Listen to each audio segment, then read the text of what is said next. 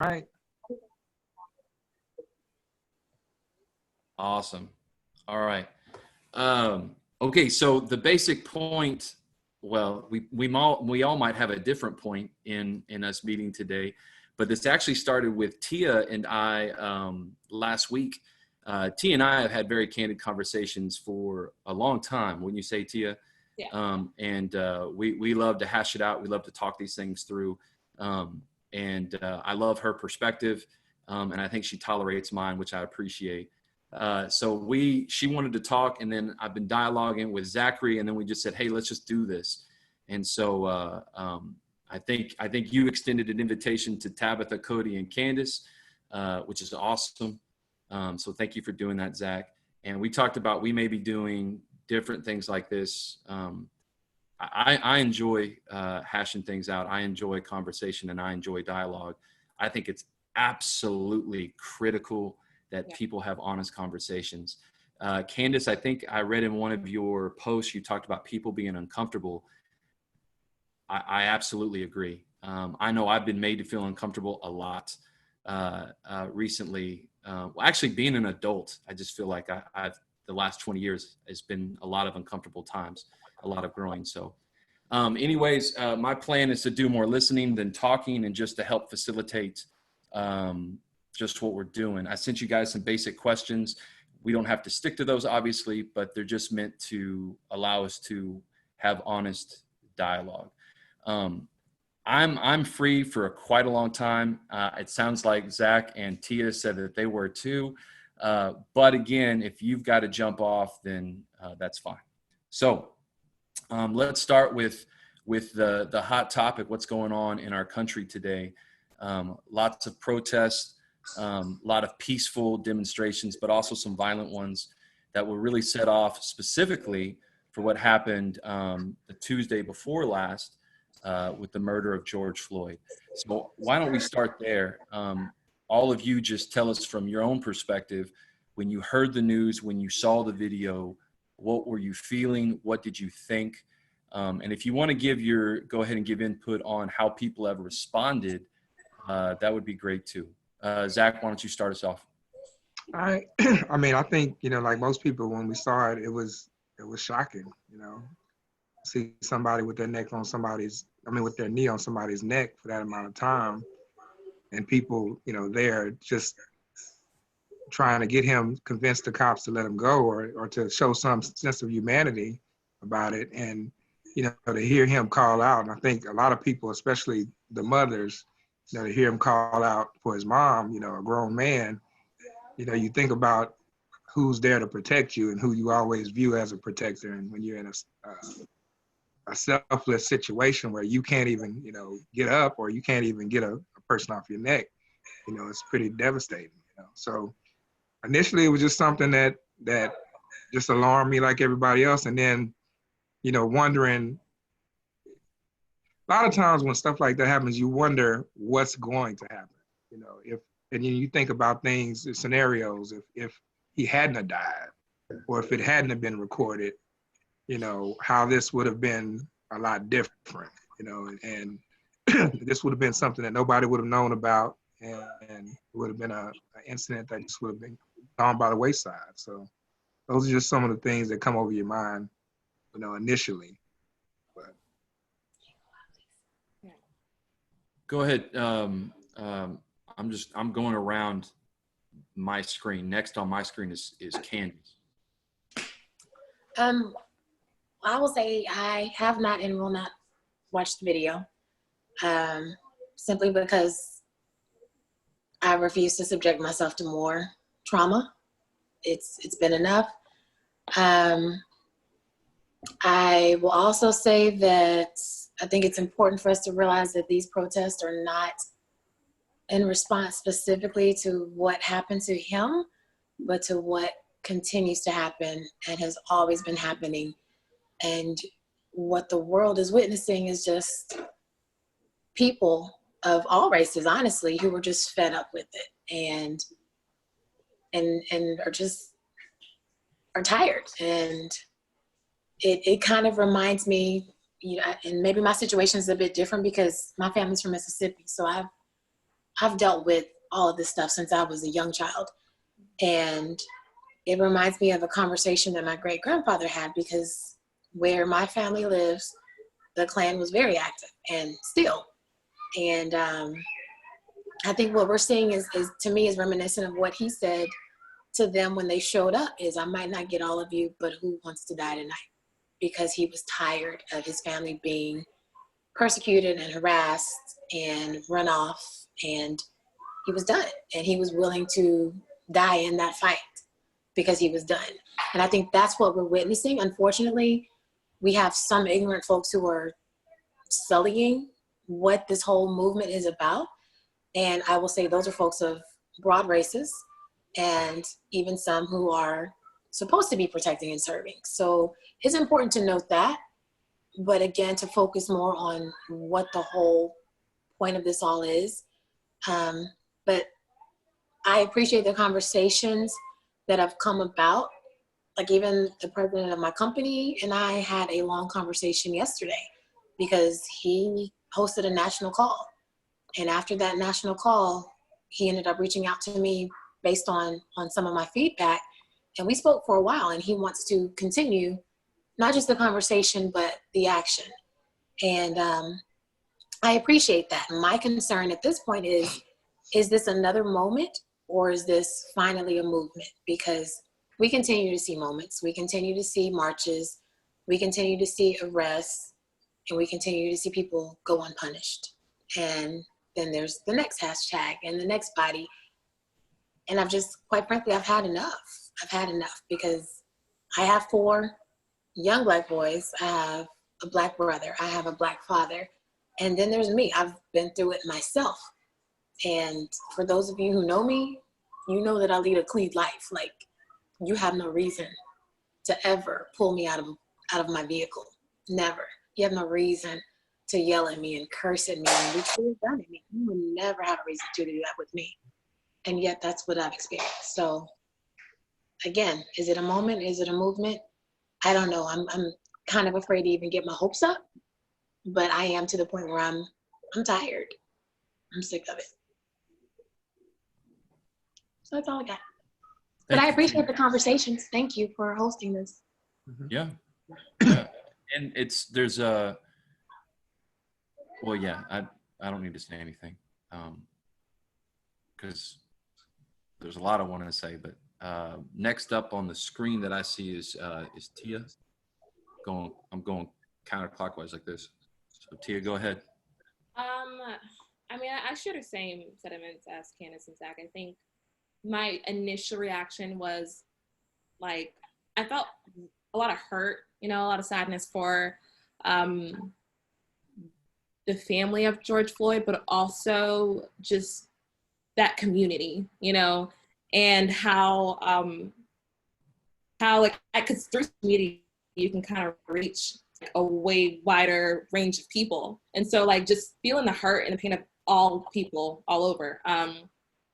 So that was really heavy. It was a lot of heavy emotions. It was almost like, I don't know, it's hard to not think about it. And if I didn't think about it, then I'd start thinking about it, and it was just real heavy. So, I think there's people are reacting with their real raw emotions in the protests and posts and videos. And I'm well aware that the feelings are real, and that to not discount that. So yeah, that was my reaction. Okay. I don't know if it's worth mentioning, Tia, but do you want to mention a little bit, because I didn't actually give you an opportunity, it just hit me, to really kind of say more about who you are. But your parents are not from the United States. No, yeah. So both my parents were born in Nigeria. I'm first generation from my parents here. I didn't grow up in Texas. I grew up in New Jersey. Then I moved to Texas. So, different cultures. different cultures. Different ways of pronouncing the word water. Do you want to demonstrate that real quick, Tia? Debatable. No, I mean, that wasn't necessary, but okay. Yeah, so I have a lot of different kind of influences, I guess, you know, so yeah. Yeah. Thank you for sharing. And then Tabitha. Yeah, I think, you know,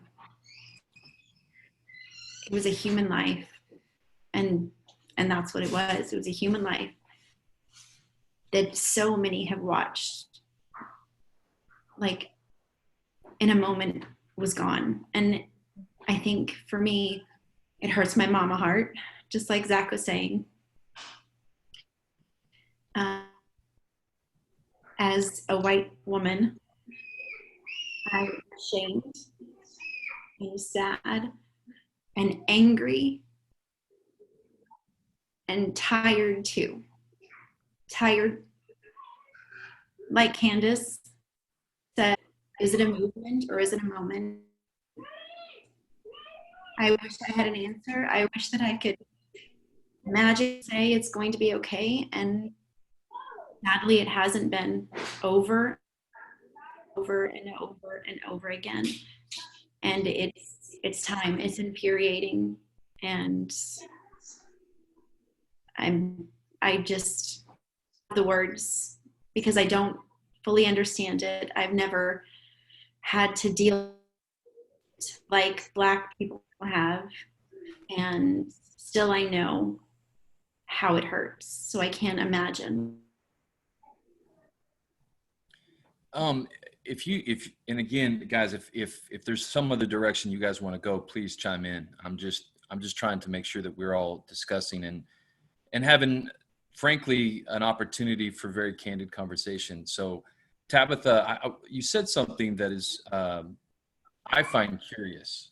And so I wonder if you're okay with expounding on it. You said you're ashamed. What are you ashamed of?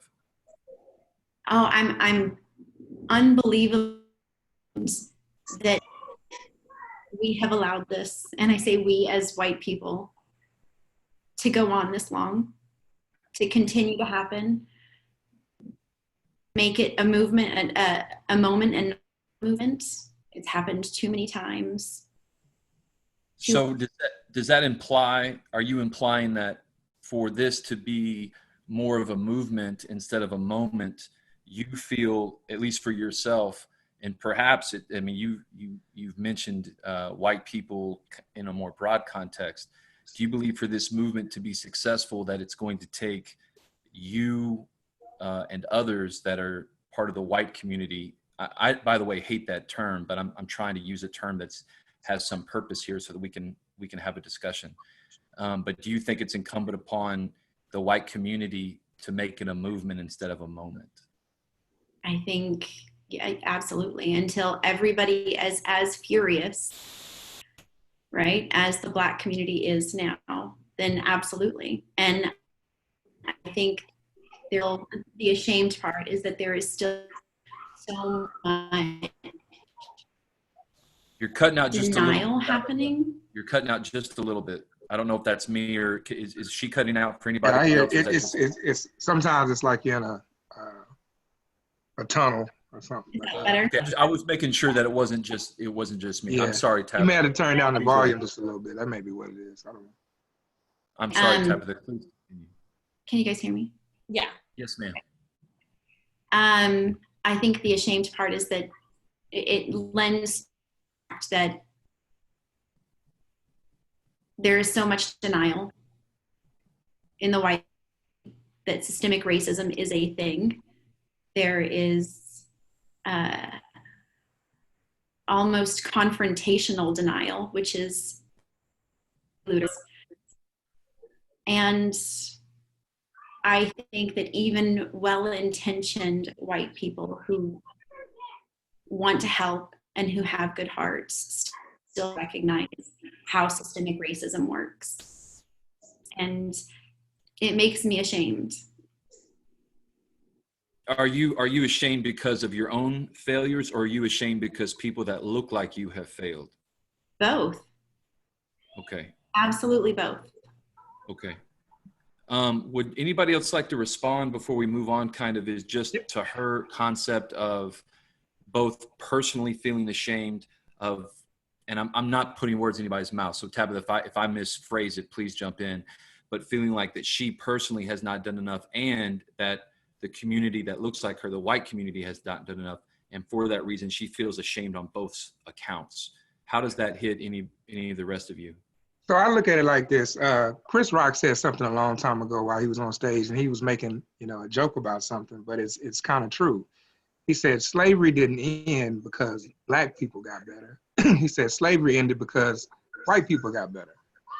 And, that's kind of a joke, but at the end of the day, it's got some validity to it. Black people, at some point, Martin Luther King made a reference to pulling himself up by the bootstraps.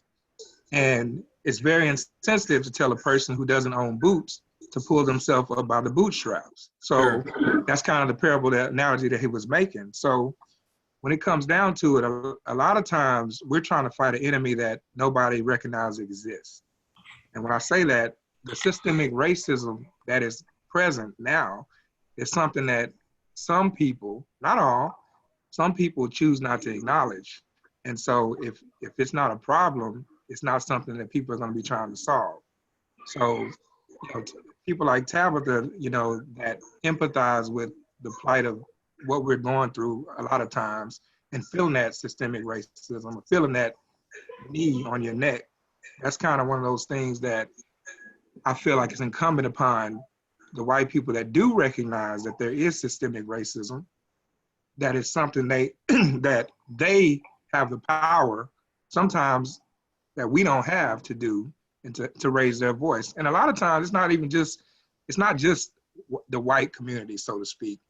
We have the power to raise our voices as well. And sometimes people in general just don't want to they don't want to cause waves, So it's something that it's incumbent upon all of us to take into consideration the gravity of what's at stake and to make our voice heard. And I just wanted to say something to you, Tabitha, though, before. I need you to erase any feeling of shame you have, period, point blank, before we go any further. There is zero shame for you feeling responsible for somebody else's actions. Whatever shame you feel, replace that with responsibility. That's a responsibility, a call to action. Because what you said was very valid, and that it is going to absolutely 100% take the white community. And without that, you will see violence, period. There are too many people, even at the highest levels, who are calling for race wars. And that's what they're shooting for, is this division. And at the end of the day, it's even what Martin Luther King found out before he was assassinated and he started speaking on it. It's not so much about the race, it's about the money.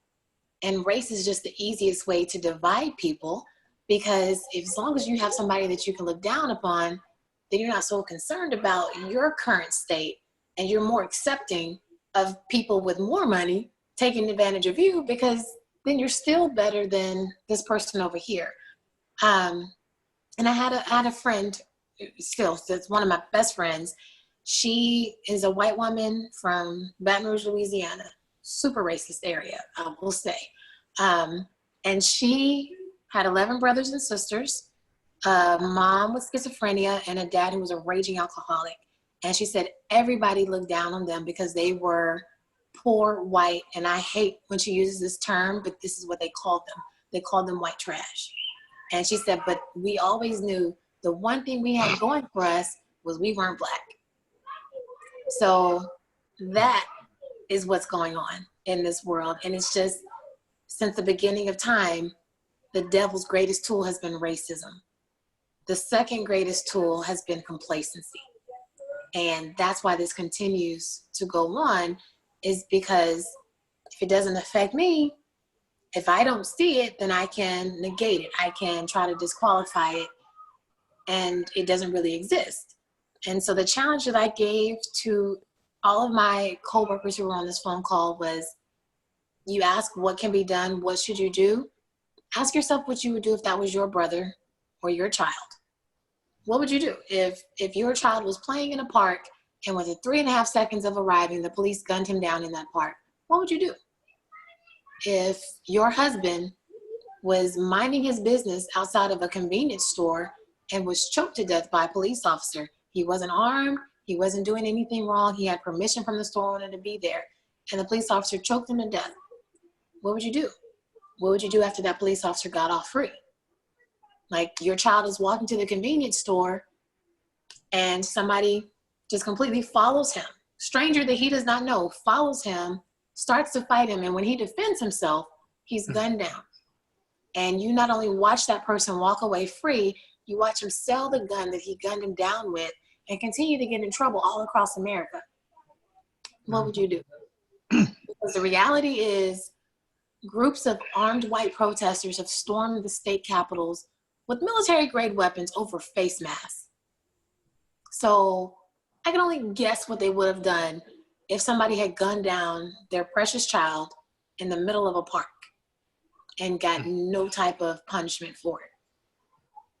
So that is the issue. There seems to be this thought for people who don't see this, that Black people are asking for some type of special privilege or, special consideration, when the fact is all we've ever fought for is equality, and that's equality in punishment. We're not saying that if you sell drugs on the street, you shouldn't go to jail, but the fact is only one person is going to jail and only one person is doing hard time for it. We're just asking for equality across the board.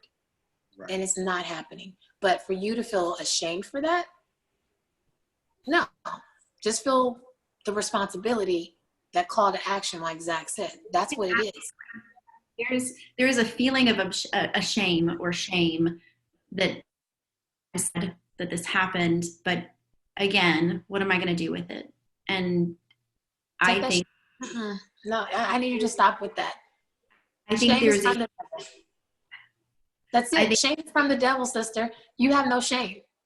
What they did is not what you were doing. It's not. That's like me saying that if a Black person goes out here and does something crazy, I'm ashamed to be Black. I love who I am and I love the life that I live and what I'm doing with it. If somebody foolish who happens to share the same shade as I do goes out and does something, they're foolish for that. Now, I do feel a certain kind of way because I'm like, okay, now you're making it harder on the rest of us. So I get that. But you feeling a personal shame for somebody else's action or inaction, that's the devil.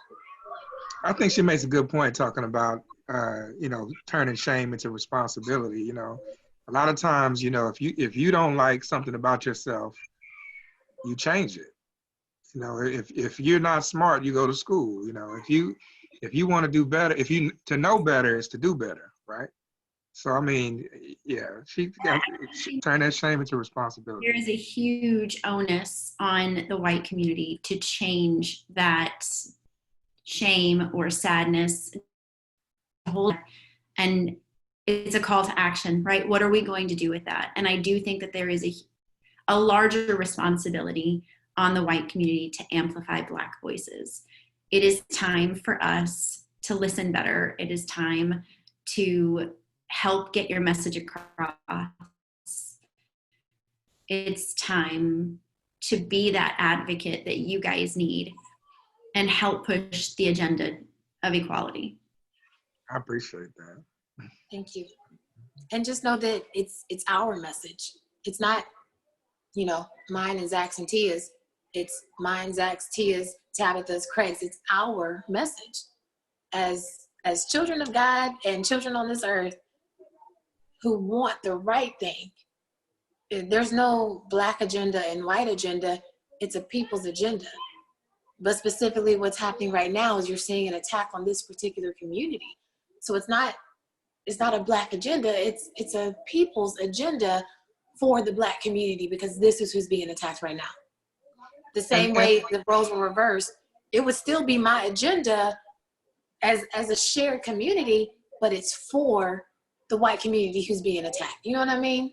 I appreciate that clarification. I just don't know if it's accurate. And the reason I say that is because I don't know if people see it that way, Candace. It seems to me that people want to talk about, well, you're not allowed to say the white agenda because that's language of a white supremacist.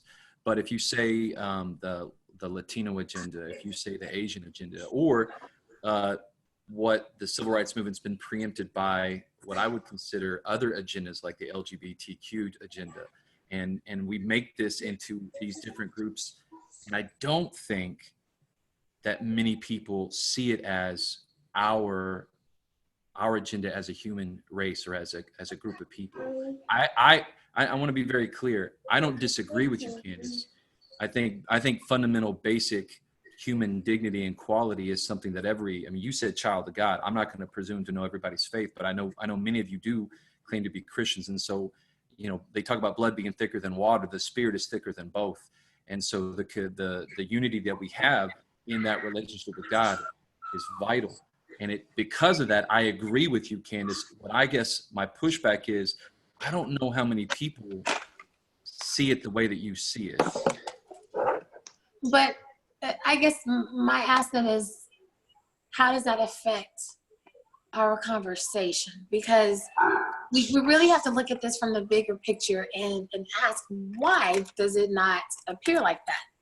Like when you're talking about different races, different sex, or whatever the case may be.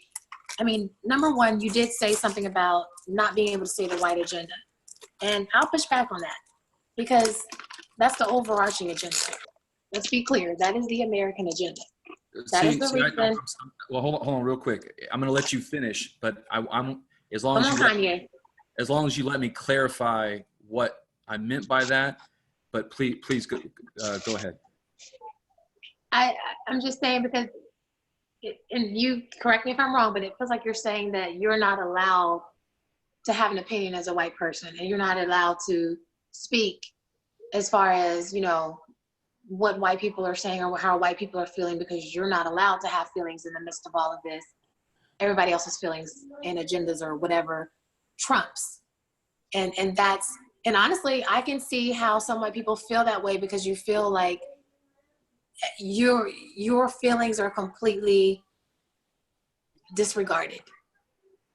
Where everybody has feelings, everybody has emotions, everybody has an opinion. Now, I will say, opinions come a dime a dozen. And with everything, we need to look at the facts behind them. Yes. But to say that we can't say anything about the white agenda, when, quite frankly, that overarching agenda is the framework of this country, of this world, quite honestly. Any place that has been colonialized, that has been the agenda, and that is where a lot of this stems from. What we are dealing with is the sins of our forefathers that have never been dealt with. And they, quite honestly, these demons have passed from generation to generation. They take on a different shape. They take on a different form. It's not always, the raging racist. It's not always the person who believes they're racist. A lot of people believe they are not racist, but sure have some racist tendencies. And the refusal to be accepting of any type of education about that. That's the pride that God speaks about and that God hates, because there is something to be learned. And it kind of vexes me, because I'll be honest, as a Black woman, it feels like we're often treated like the Black congregation got together and decided this is going to be our story and we're going to pull this through, when we didn't. Yeah, we don't get together and decide. Yeah. We don't decide that. Black, you weren't at that last meeting. No, I wasn't there. But this is how we all feel. Like. Yeah. But it's like, you can talk to me here in Texas. You can talk to somebody I don't know in Washington State. You can talk to somebody. I'm make sure nobody's dying. Okay. I just hear screaming. But I mean, no matter where you go across America, and you can get similar stories. Now, I know Tia might have a different perspective, because like our pastor, he's from Jamaica. And he said, I'm telling you, this was new to me, because I grew up around Black people being the majority, and we just live life. He said, so to come to America and to start dealing with this is different. When I went to Belize, and you see people of all different colors, and it's like, I know everybody's not Black, but everybody, they don't recognize themselves. And when I asked that, they told me, they were like, we're not like you Americans. Mm-hmm. This is what the gentleman told me. He said, we are all Belizeans. We don't divide like you Americans do. And I think that is something that is very telling, and it continues to go on. I mean, Craig, I live down the street from you all, and my neighbors posted about some young kids and their racist conversations on the walking trail the other day. The stuff is not dying. But Go ahead. now, to speak to what you said about our agenda collectively, and this is something that, I've dated all races, and not all racist, but racist, and one thing that I've learned, my ex-girlfriend, she grew up in Ohio, and, the subject of Black History Month, okay? She went to a school where there was one Black family, which a lot of people have been in that situation where you go to schools. Well, we talk about our agenda. Black history is American history. So there should be no reason why, the reason why we had to designate a month to learning Black history, because Black history is not readily taught in schools. There are people that don't know anything about Black history. I was in the Navy, I was in boot camp, and there were people in my division that had never seen Black people outside of TV. So, and this is unheard of. I mean, you would never find a Black person that never seen a white person in this country, which by default, just because of, the nature of population. But at the end of the day, Black history is American history, but we're not presented in American history. There's no We're not American. Yeah, we are not treated as American. And that's why we are hyphenated. But okay, that actually, if you don't mind, is actually somewhere where I wanted to go. But I don't want to preempt if we want to keep diving in this direction. But you brought up the hyphenate, the hyphen. I'll just tell you, I think I don't like the term. I personally don't like the term. And it's interesting that you are implying that the hyphenate has been used as a term, I don't know, that was assigned to the Black community, but that's not been my experience at all. We don't say Mexican American. That's my point. Yeah. But a lot of people do. A lot of people do say Asian American and Mexican American. Yes. Or they'll say Mexican, but they don't. If you say American, it's never meant to infer anybody of color. I totally disagree with that. Completely and utterly reject it. Only because I know that's how I use the term. So before we go any further, can we at least establish that you are not the status quo? No, okay, that's great. Hey, Candace, I'm so happy to hear you say that. And that's kind of a larger. This is actually where I wanted to go, but it's not about me. Well, I mean, that's just number one. When I said, I'm sorry, go ahead. Well, that's just number one. Saying that this is not how I feel, that's great. But if this is, again, part of the part where we're saying, if you're, especially your Black friends, are telling you, this is our experience. Yes. Don't devalue that. But Candace, I didn't devalue it either, though. Just for me to say that. No. I disagree with a perspective. I hear you. I'm giving you how it is received, and yes. And I apologize if it's wrong, but it is received when our stories are questioned, our experiences are questioned. It's like, is that really what's going on? Has that really been what's happening? Okay. And it's like me trying to explain to you. I mean, it's like you trying to explain to a woman what childbirth is like. You don't know. You might have seen it. You might have heard about it. You might have been in the delivery room, but you've never truly gone through childbirth. So you can't sit there and try to tell a woman what it is to bear a child. Could I talk to my daughter about it if I've been in the room 4 times and give her my experience? You can, but you will still never understand it. You're absolutely right. But would I know more about, say, a man who's never had a child? Or you even would. a woman who's never had a child? You would, but you would also need to still maintain a level of humility that makes you teachable. Yes. And that, frankly, that's why we're having this conversation, Candace, is because I do think that there's things that I can learn and things that I don't see completely. But I guess I just push back just that one thing, just because I do think I'm not alone in that when people talk about America and Americans, they actually do mean other people besides white people. I don't think I'm alone on that. I may be a minority on that, and minority. That's what I'm saying. I didn't say you were alone. I'm fine with that. But you weren't the status quo. That's what I said. You're not the status quo, which means you are a minority in that, and that is a problem. Right, but you said something. That's a problem. Yes. Oh, that's fine. You said something earlier though about facts, and this is where it gets very sensitive, because I don't ever want to discount Tabitha, Tia, Candace, Zach's story, because even if your story doesn't line up with other people's stories, it's still your story, and therefore it's still important to you. And so I want to value your story. However, because I'm a man that will never experience childbirth,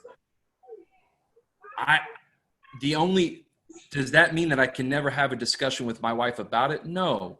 It means that I do need to be humble. It means I do need to understand her perspective because she's had childbirth, but we need to at least be able to have a conversation. And the only way I know how to have a conversation is to at least have a shared vision and a basic respect of truth and facts. So why am I bringing that up? Because when I talked about the white agenda, I think you know as well as I do that if anybody said those words that way, it would be perceived very differently than if somebody said the Black, brown, Asian, or Hispanic agenda. And perhaps it should be. I'm not discounting that. But just like how you said, y'all didn't get together and have a meeting, I don't get together and have a meeting with 240 million white people. And so I don't know, when you talk about the white agenda is the agenda, that may be true, but that has not been my experience. And I feel confident to say it's not been the experience, at least of some other people that I've known. So, and just real quick. You have to put this in historical context.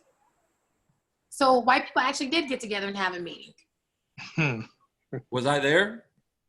You weren't there, but you are the you were represented. You're the recipient of that. This stuff is trickled down. When you talk about systemic racism, you got to start from the jump. You got to start from the fact that Black people were never here as equals. Never. Agreed. No other race was here as equals. Native Americans. I mean, the fact that we have to call them Native Americans, and the fact that even now they have to fight for a right to vote in a country that was theirs. I mean, so when you say that, white people never got together and had this meeting. That's not what I said. But Candace, that's not what I said. This is my problem, is that we're not listening exactly to what we're saying. And I'm guilty. You said you never got together with a group of white people and had a meeting about the white agenda. I did not. Right, and that's why I said you did not have to. I said there was a meeting that was held for you. Sure, but they didn't represent me. And they didn't represent my values. Whether you like it or not. No. But that's the deal. Whether you like it or not, you were born into that representation. Yeah, we were born in a representation of slavery. We were born in that representation. We're all African Americans brought over. And it's not. But you weren't brought over, Zach. That's an important. No. We were. My representation was brought over. The reason why I'm here is the fact that it wasn't that far off from the last part of our family members who were slaves. I mean, it really, let's not act like it was, 1,000 years ago. I mean, it's been like a couple of generations. I have a great uncle. It's more than two. I have a great uncle I never met, because he was, that would have been the third generation before him. But even then, after that, the slavery was over, you had the KKK. You still have the KKK. I never met him because of that, because he had to run for his life. So let's not just pretend like, okay, slavery was abolished, everybody's equal, everything is good, everybody's. Let me say this. My name, y'all know me as Zachary Silas, but my name is actually Zachary Boss. My dad, he was adopted by his stepfather. My dad was Ronald Boss. He became Ronald Boss Silas when he was adopted. The name Boss is actually because my relatives were the son of a slave owner. They couldn't call him master, so they called him Boss. So that's where we get our name from. It wasn't long off. We can trace my lineage all the way back. My family was the first family in part of the Louisiana Purchase was my family.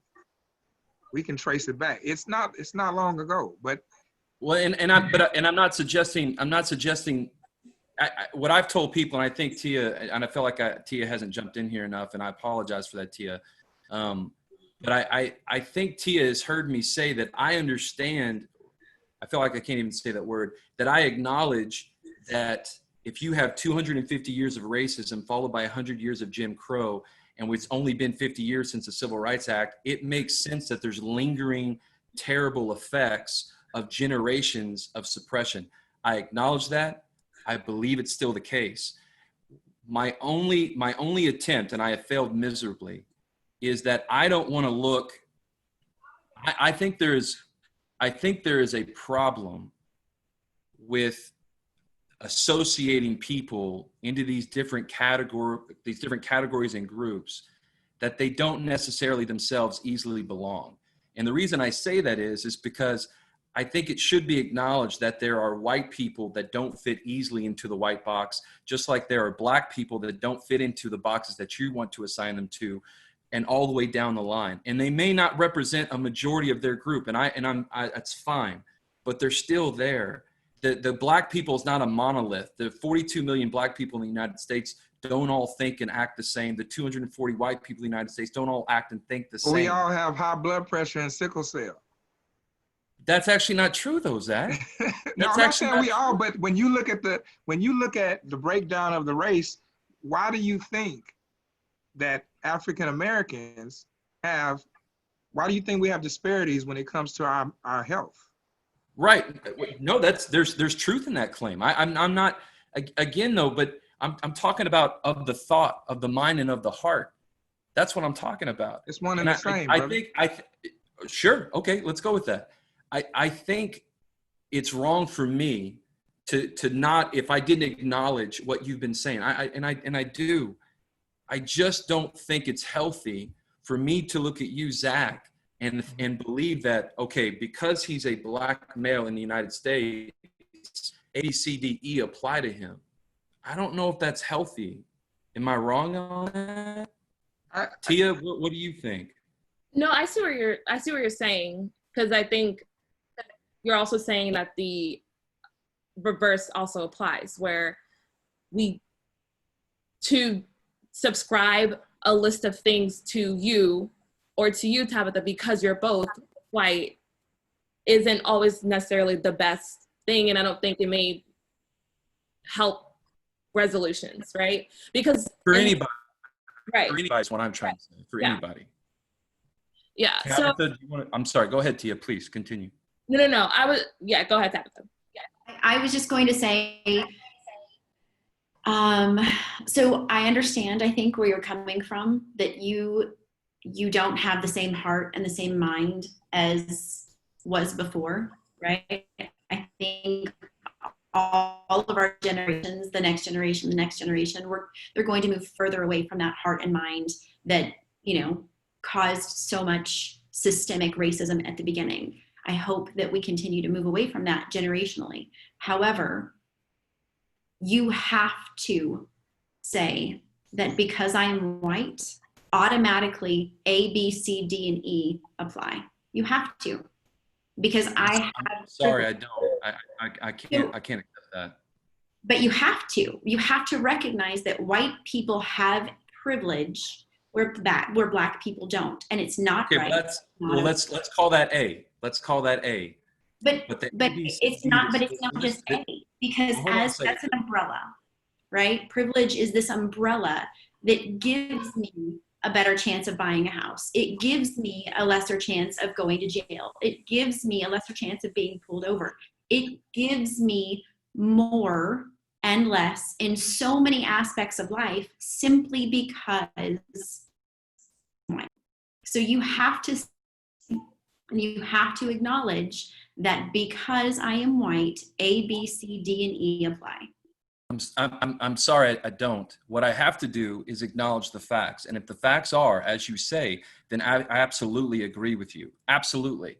And I'm not even saying that I disagree with specifically anything you said, but I'm not going to listen to any person put me into a category who doesn't know me and doesn't actually know if I fit into it. I actually think Welcome to being Black in America, Craig.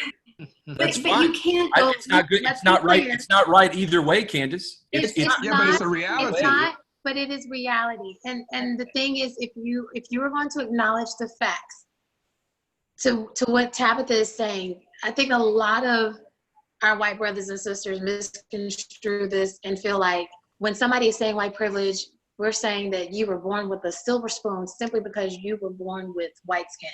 And it's not the case. I mean, the same thing like my friend in Louisiana. She had a horrible life. Horrible. But she had one thing she could depend on. I had a good life. We were very blessed. But I will also say that the two of us being born into the skin that we were born into, even though she had it rougher because of her parents and the decisions that they made, her skin was her out. For me, my skin was the fear. It was being the first Black family in the neighborhood and having people trying to get you kicked out. It was my brother, active duty, on training, having the police called on him while he was waiting for an Uber, and my mom breaking down because she realized that she could have lost her son that night. And me getting pissed. It was me getting pulled out of a police car by an LSU cop, knowing that I should not have been pulled out, that there was no reason, while I watched him and his colleague sit there on the hood of their cars and laugh at having me straddle the back of my truck. For what? So no matter how good I do in this life, I always know that it's still something that will not save me. Nobody cares that I'm a Christian when they're racist. Nobody cares that I've done all these things in my life and I'm trying to do the right thing, that I love people and that I have a good heart. Nobody cares about that when there is this overarching issue. But the difference is, Craig, you could call the police right now and say that there's a Black person that is harassing your family and it's going to be all over. I called the police because there was a vehicle that kept watching my children and then was watching the children of a Hispanic neighbor. He got a license plate. The police talked to me like I was stupid. Like, well, there are a lot of gray SUVs and we can't investigate that. But then my white neighbor calls about a gray SUV sitting out in front of their driveway, and all of a sudden it's a police issue. Like, I should not have to have a white person make a call for me to be taken seriously. Agreed. But absolutely agreed. I understand you agree, but until you can agree that that is the privilege that you were born into, even if you don't use it, don't want to use it. I won't say don't use it, but don't want to use it. Don't try to use it. It is at your disposal and it is working for you at any given point. So what I would prefer to do is just look at it from a different angle. 70% of the United States is white. So instead of talking about privilege, I want to talk about how the rest of the people do not enjoy the basic rights that you're talking about. Because it is an absolute injustice if a white neighbor has to call to get the police to respond in a certain way. That's racism, that's wrong, and that needs to be dealt with rapidly. But why, what is it about that word that offends you so much? Because it's like you're acknowledging it and you're walking around. Because it's a political weapon, Candace. It is not meant to unite. It is meant to silence people, Candace. That's what it's meant to do. How? When we're asking you it's to. It's not how. It is. That is what it's doing, Candace. And to be frank with you, it's not people. Because you don't like the word. It's because the only reason it silences people is because you don't like the word. Because it's empowering Tabitha. No, it's because of who's telling me. There's the argument. It's empowering Tabitha. Because Tabitha has acknowledged it, and Tabitha is like, heck yeah, I'm using this because I know I have it. I'm going to use this to make a difference. But Tabitha, other people use it to make problems. I mean, Tabitha, I can't get you in my front yard about a car harassing my kids, but you'll come out on me for having a barbecue in the park. I mean, We just saw it again. That's racism. That's not white privilege. Do you see the difference? No. Do you see the difference? White privilege is that you can call and immediately it is factual because you are a white person with a complaint about a black person. Immediately. I know you think that, but until we actually do all of that. I live that, Craig. Like that's the thing Right. is you're gonna have to stop with this whole this is what you think when this is what we live. This is what you think. This is what we live. Sure. There's the difference. You have an opinion. We have life experiences. So I know what it is to have to prove my innocence when I'm the one that's being victimized. Sure. I know what it is. Sure. If you place a call, like I don't even think you even understand that there are instances where you don't even want to call the police when you know that you should, because you're afraid that it's going to escalate into something that it doesn't need to escalate into. We're taught not to call the police. Why do you think that is? Well, what's the? I'm sorry. I just have an allergy to the term that you just said. You're again speaking as African American people. Right. You're speaking as if 42 million black people. Well, you know what? I would encourage you to poll the 42 million black people and ask how many of us have had that conversation with our children, and how many of us had that conversation with our parents, because it is real. Are you familiar with the Green Book? Yes. So then you understand when you're saying there's not this common shared. Oh no, there is. There is. That's what so when Zach says that's what that is. That's that common shared experience.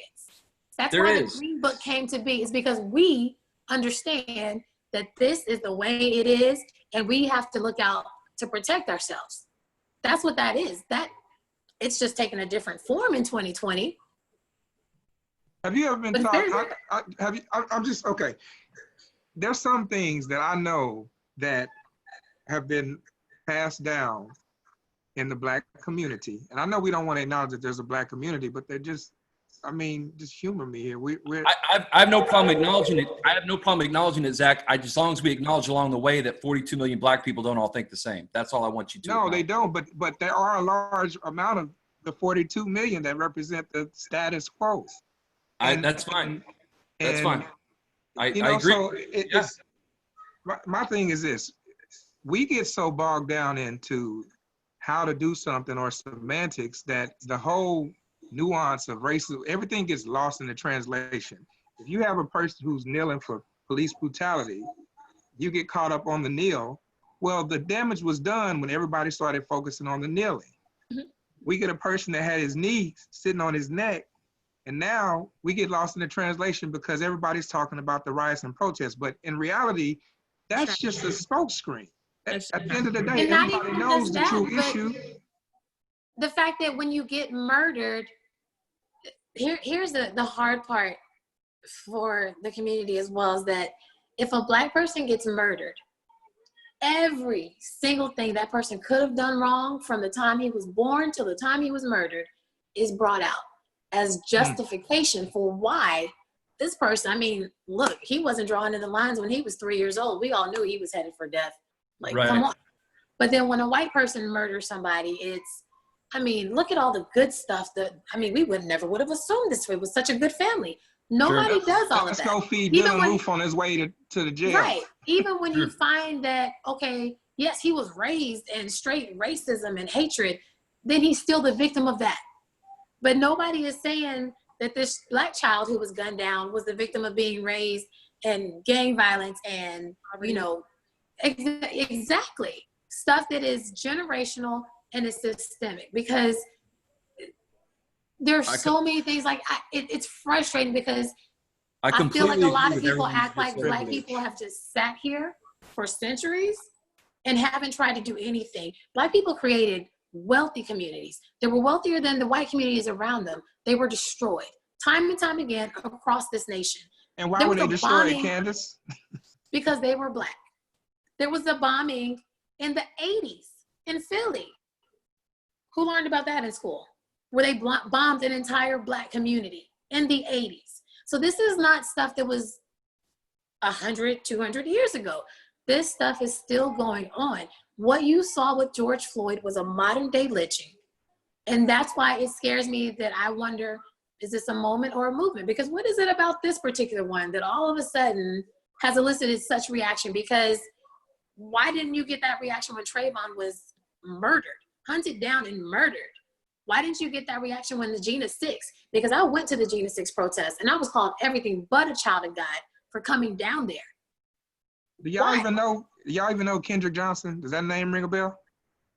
Kendrick Johnson. I lived in Valdosta, and I had just moved there in January, and there was a guy who they said committed suicide by jumping into an upright wrestling mat to get his shoes. He said he died of asphyxia. Oh yeah, yes. There was 36. Absolutely. There was 36 video cameras in there. Yeah. 35 of them worked properly. One of them was tampered. They found it. They stuffed his body with newspaper. His fingernails were cut down to the wig. The family had to exhume the body. Right. For them to find out that this dude did not die, you know, and he had actually had a fight previously. I know his family. He had a fight previously with one of the boys whose father was either the FBI or the GBI, Georgia Bureau of Investigations, and they were able to basically convince everybody that he committed suicide. The coroner wasn't notified for hours after the death, but these things happen. This is commonplace that just gets swept under the rug, and nobody really knows how it's just justice never served. Real quick, I do know that story. I did not remember the name, but I remember the story. And all of these examples that you're giving, I'm not going to speak for Tabitha. I'll just speak for myself. They're obvious. They are wicked. They're evil. And we all, as Candace said earlier, all of us need to condemn all of those things. I hope that you don't think for a second that I don't agree with that. I absolutely do. My main goal in all of this is so that I can learn and that we can be more of a community. Because I personally, I'm not a part, I know you're not going to believe it, but I'm not a part of a white community or black community. I've got the people I work with. I got the people I go to church with, and they're my community, and they look all different, and they come from different places. And I am learning that I have to recognize that they have shared experiences with people that look like them that I don't understand. And so I'm never once want you, Tia or Zach or Candace or anybody think that I completely understand, because I don't, and I can't. I understand. I really do believe that, but I also think that there are ways to go about this that are helpful, and I think there are ways to go about this that actually cause division. And I don't think if I could give a real quick illustration. So when my daughter and I were at that protest yesterday, we had our own little sign and everything, and we were right next to Tia actually for a good part of it. The term or the phrase Black Lives Matters is something that's obvious and true, at least to me. Of course, Black Lives Matter. They're made in the image of God. They matter. They're important to, Christ died for all. They matter. Therefore, they matter to me. The phrase all lives matters is an obvious truth. But both of those phrases have been used as weapons by different communities. So I don't personally like either phrase, because one of them wasn't a weapon. One of them wasn't a weapon at all. How was Black Lives Matter ever weaponized? Oh, come on. There are people within the national, I don't want to say leadership network, because one thing about the movement with the BLM movement is that they don't have a leader. It's both a strength and a weakness of the movement. But there's since Ferguson moving forward, there have been people that have been associated with that movement that have called for violence. There are people that have been associated with that movement. Yes, you cannot shake your head, Candace. No. Candace, yes, Black Lives Matter does have leaders, and they've always condemned the violence. That's not true, Candace. That's like saying the new Black Panther Party speaks for the original Black Panthers, when the original Black Panthers condemned the new Black Panther Party. I'm sorry. There's videos that show violence. There's videos. Yeah, but there's violence, and there are people who have tried to associate themselves. The same thing like they tried to make that whole Baton Rouge shooter a part of Black Lives Matter when Black Right. Lives Matter spoke out against that. Right. So Agreed. Agreed. Just because some rogue person says, I I'm can doing open this my on behalf of KKK Black right Lives now, Matter. and you'll It's know not a rogue, but it's not a rogue person, Candace. There are whole protests where groups of people get together and they chant terribly wicked Rogue violent people. about, So about, you're about going to police use that to officers and judge about, the whole movement? But no, that's no, like no, not that's at like all. me saying Not that at I'm going all. to use. No. What did I say? What did I say? I said the phrase. I said the phrase, and I've been very clear about this on Facebook. I said there are some. I didn't call the whole movement that. I didn't say Okay, I everybody. hear that, but you're allowing some to completely sully that whole phrase for you. So yes, you have You allowed better them. believe it. You better believe it because and that's words a problem. matter. You better believe it because words matter. No. Because somebody else misuses those words. It's now not you're gonna somebody. completely- It's Yes, it not is somebody. No, it's many. It's many, and it's people that are Craig. in powerful positions. That's Craig. important to me. Craig, you Candace. tell me what Black leaders have advocated for violence against police. you can't. That hadn't happened. Tell me that. So Tell me that. when you, hold on a second. So when shortly after Ferguson, when you got an entire protest that talks No. about I'm asking you one question right now because you said it's in the leadership. What Black leaders? Because Oh, you said it's not just some rogue people.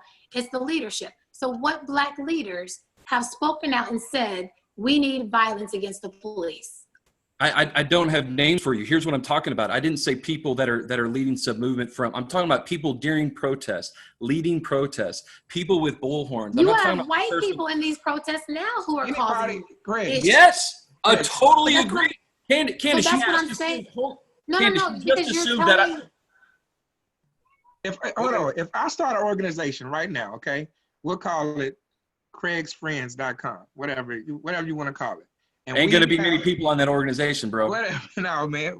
You can call it Christianity because look at how many people have sullied we Christianity. call it whatever, Thank you, but Tia.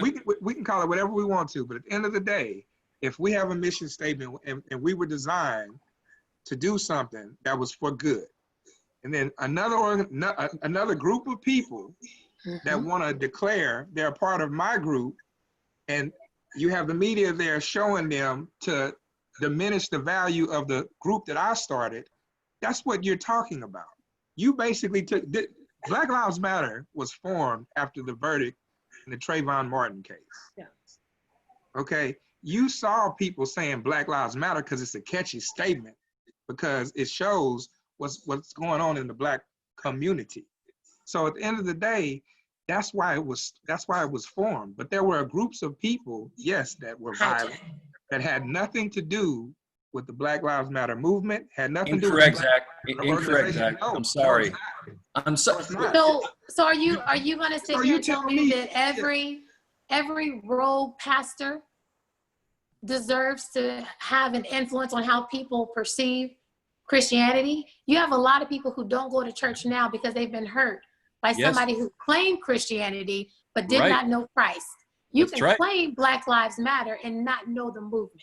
It is the No, same that's true. thing. That's And true. that's what I'm saying. Except we're not talking When about you one or talk- two. No. There's a group that started this movement. Has it been hijacked by different segments? Yes. But the core of the movement, that's what we are talking about, is the core of it. If you cannot sit here and acknowledge the atrocities that have been and continue to be committed against the Black community, to be able to say, yes, all lives matter, but all lives aren't being killed down in the street right now. Facts. That's what I'm saying. Do we actually want to talk? Well, I'll get to that here in a second, because you bring up a very good point, a very, very good point. But Candace, I just took my 9-year-old daughter. I just stood in unity with people because I do believe that people are being And that hurt. is beautiful. And again, we've acknowledged, Craig, you are not the status quo. No. It's not about me. I wasn't saying No, that. I'm not making it about you. I'm saying I don't Craig, want to pat on the Candace. No, I don't want to pat on the back. I know you don't, but I think you need to acknowledge for yourself that you are different, Craig. That is not giving you a pat on the back. It is what we're supposed to do. It's what we're supposed to be, but we are not there.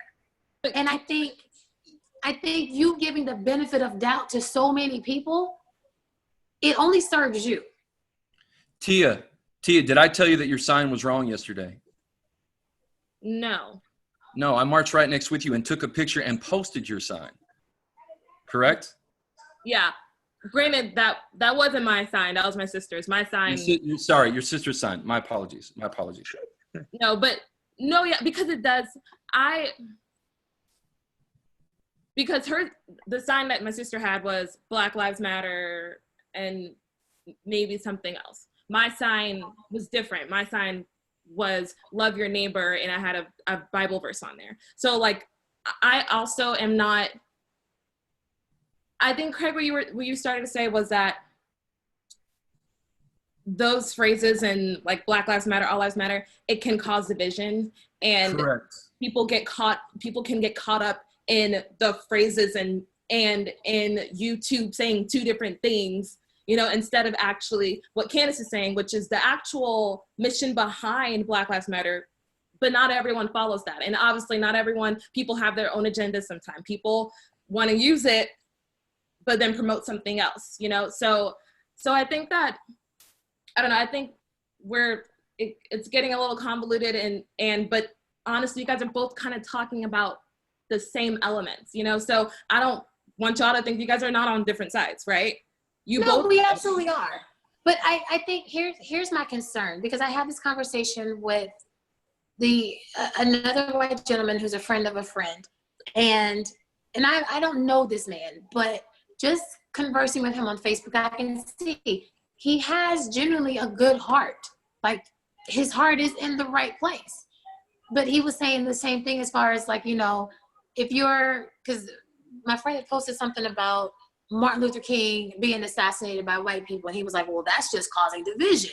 And it's like, but this is the truth. Well, and he was assassinated by a white person, right? I mean, the white people actually is in fact. White person pulled the trigger, but a white system set up the assassination. Let's be very clear. That was systemic. The man was being tapped by the FBI.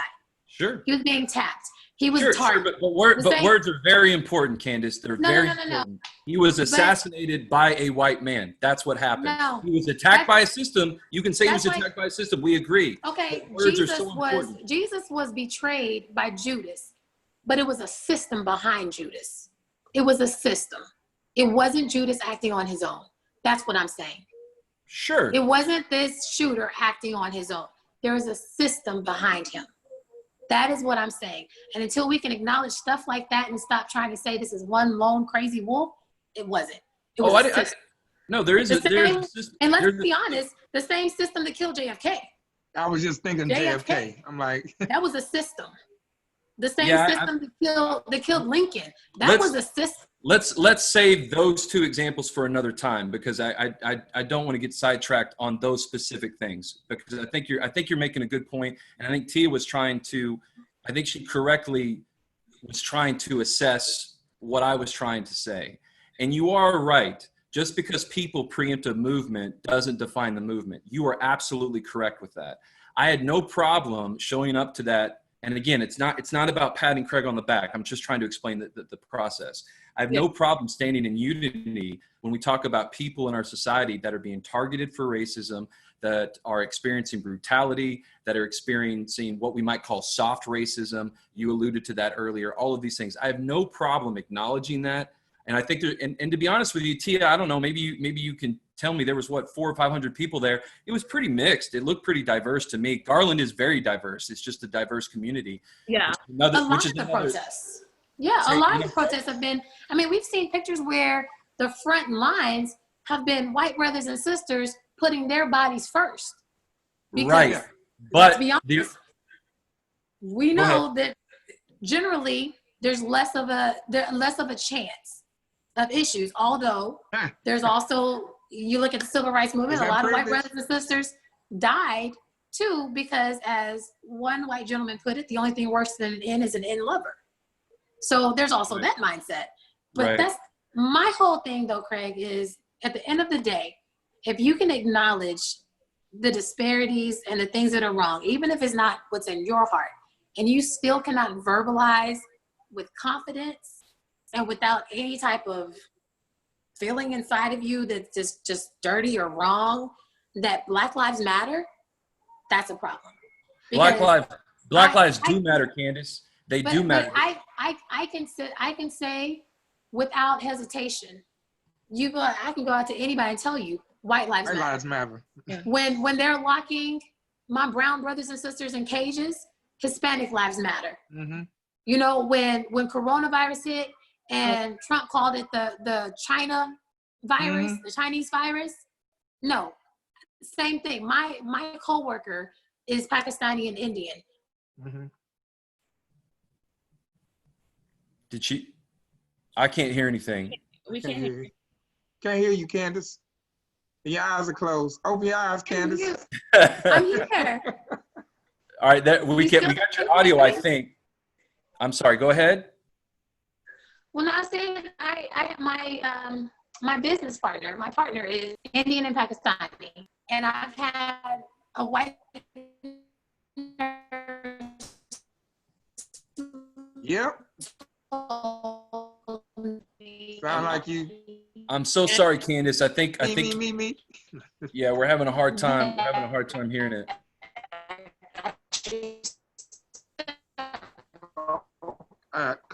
Start over, Candace. Yeah, who have said that they assume Candace, if you can still hear us, you may need to log off and log back on. I don't know if you can hear us or not. Tabitha, you may. She probably can't hear us. Tabitha, I don't know if you may want to kick her out so that she automatically jumps back on, because she may just have a poor connection. I don't know.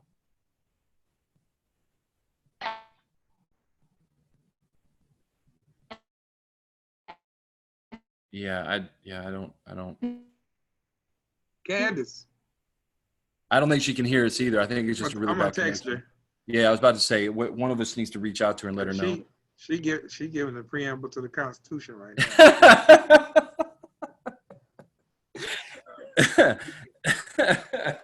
Craig, have you seen the Trevor Noah video?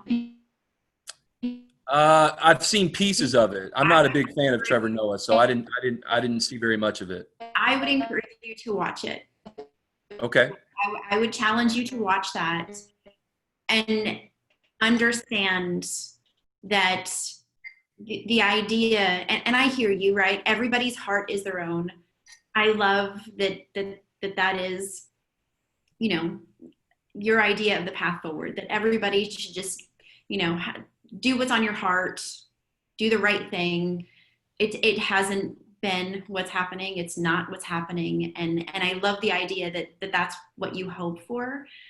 I think when you start talking about the violence at these protests and how it's associated with Black Lives Matter, it's important to know that they're not mutually exclusive. Correct. They're mutually exclusive. I can believe that Black Lives Matter, and I can also be violent, right? I don't mean to cut you off. Candace said she can't come back in. Why? Oh, it's because you kicked her out. I think. You did it? Okay. I didn't either. No, she should be able to join. Oh, there she is. I'm sorry. Okay, There go she ahead. is. Sorry, Tabitha. Yeah, so they're not mutually exclusive. And the way that Trevor Noah put it, and I like, I guess the words that he used, is that as a society, we have a social contract, right? Black people, white people, brown people, Asian people, everybody. We have this contract that we come together and we say, to live in harmony, we are going to do these things together. We are going to put each other equally. We are going to love each other and care for each other and watch out for each other. And the problem is that even though your heart, Craig, is saying that I am already doing that, historically, white people have not done that for Black people. We have not upheld our end of the contract to protect, to love, to serve, to care for Black people in the way that they deserve to be, just like you know, right? And so at this point, Black people are like, what's the point then? If white people are not going to understand and respect and follow that social contract, why do I want to be part of that contract anymore? Well, and to your point, I think people have just decided not to be all the way around. I think there's groups of people Black, white, Hispanic, that have just decided I'm not going to be a part of this society. I'm going to surround myself with people that look like me, sound like me. So I think there are people that are, I'm agreeing with you. I think that people do see that and sense that, and they're tired, and so they don't want to fight. They don't want to try to work together toward these aims. No, but it's bigger than that. It's not about I'm tired, I'm not going to fight anymore. It's I'm tired and I'm upset and I'm angry, and so I'm gonna, loot or riot or be violent or whatever. Because what does it matter if I'm not respected in society like everybody else is? Then why would I abide by a social contract that protects other people but not me? Sure. So just go ahead, Tia. Oh, I was gonna say, I mean, with that point, but we can still agree though that we can make those choices and be angry and upset and tired, but still also know that those aren't the right choices though, right? Because I can't, for me personally, I can't say that if I was with my sisters and they wanted to do things like that, they wanted to vandalize or burn or whatever, do whatever, I would not be sitting there being like, go ahead. I'm absolutely speaking up and saying that is wrong. That's what we're going to do. Yeah, we can agree that that's not right for you. And that's no, not. No. Or that's not right for somebody else. It's not right for anybody. It's not right for anybody. But I can't say that. No, you can. There is good and there is evil. Yeah. Evil actions are never justified. Ever. Listen, half the people that are right. Hold on a second. So hold on. Let me finish my statement. Half the people rioting right now are white. And what I've noticed, almost everybody that's rioting are young. That's what I've noticed, is that they're young and half of them are white. Many of them are Hispanic. And I want to make something very clear. I need to backtrack. I don't think the Black Lives Matter movement has supported rioting. I didn't say that.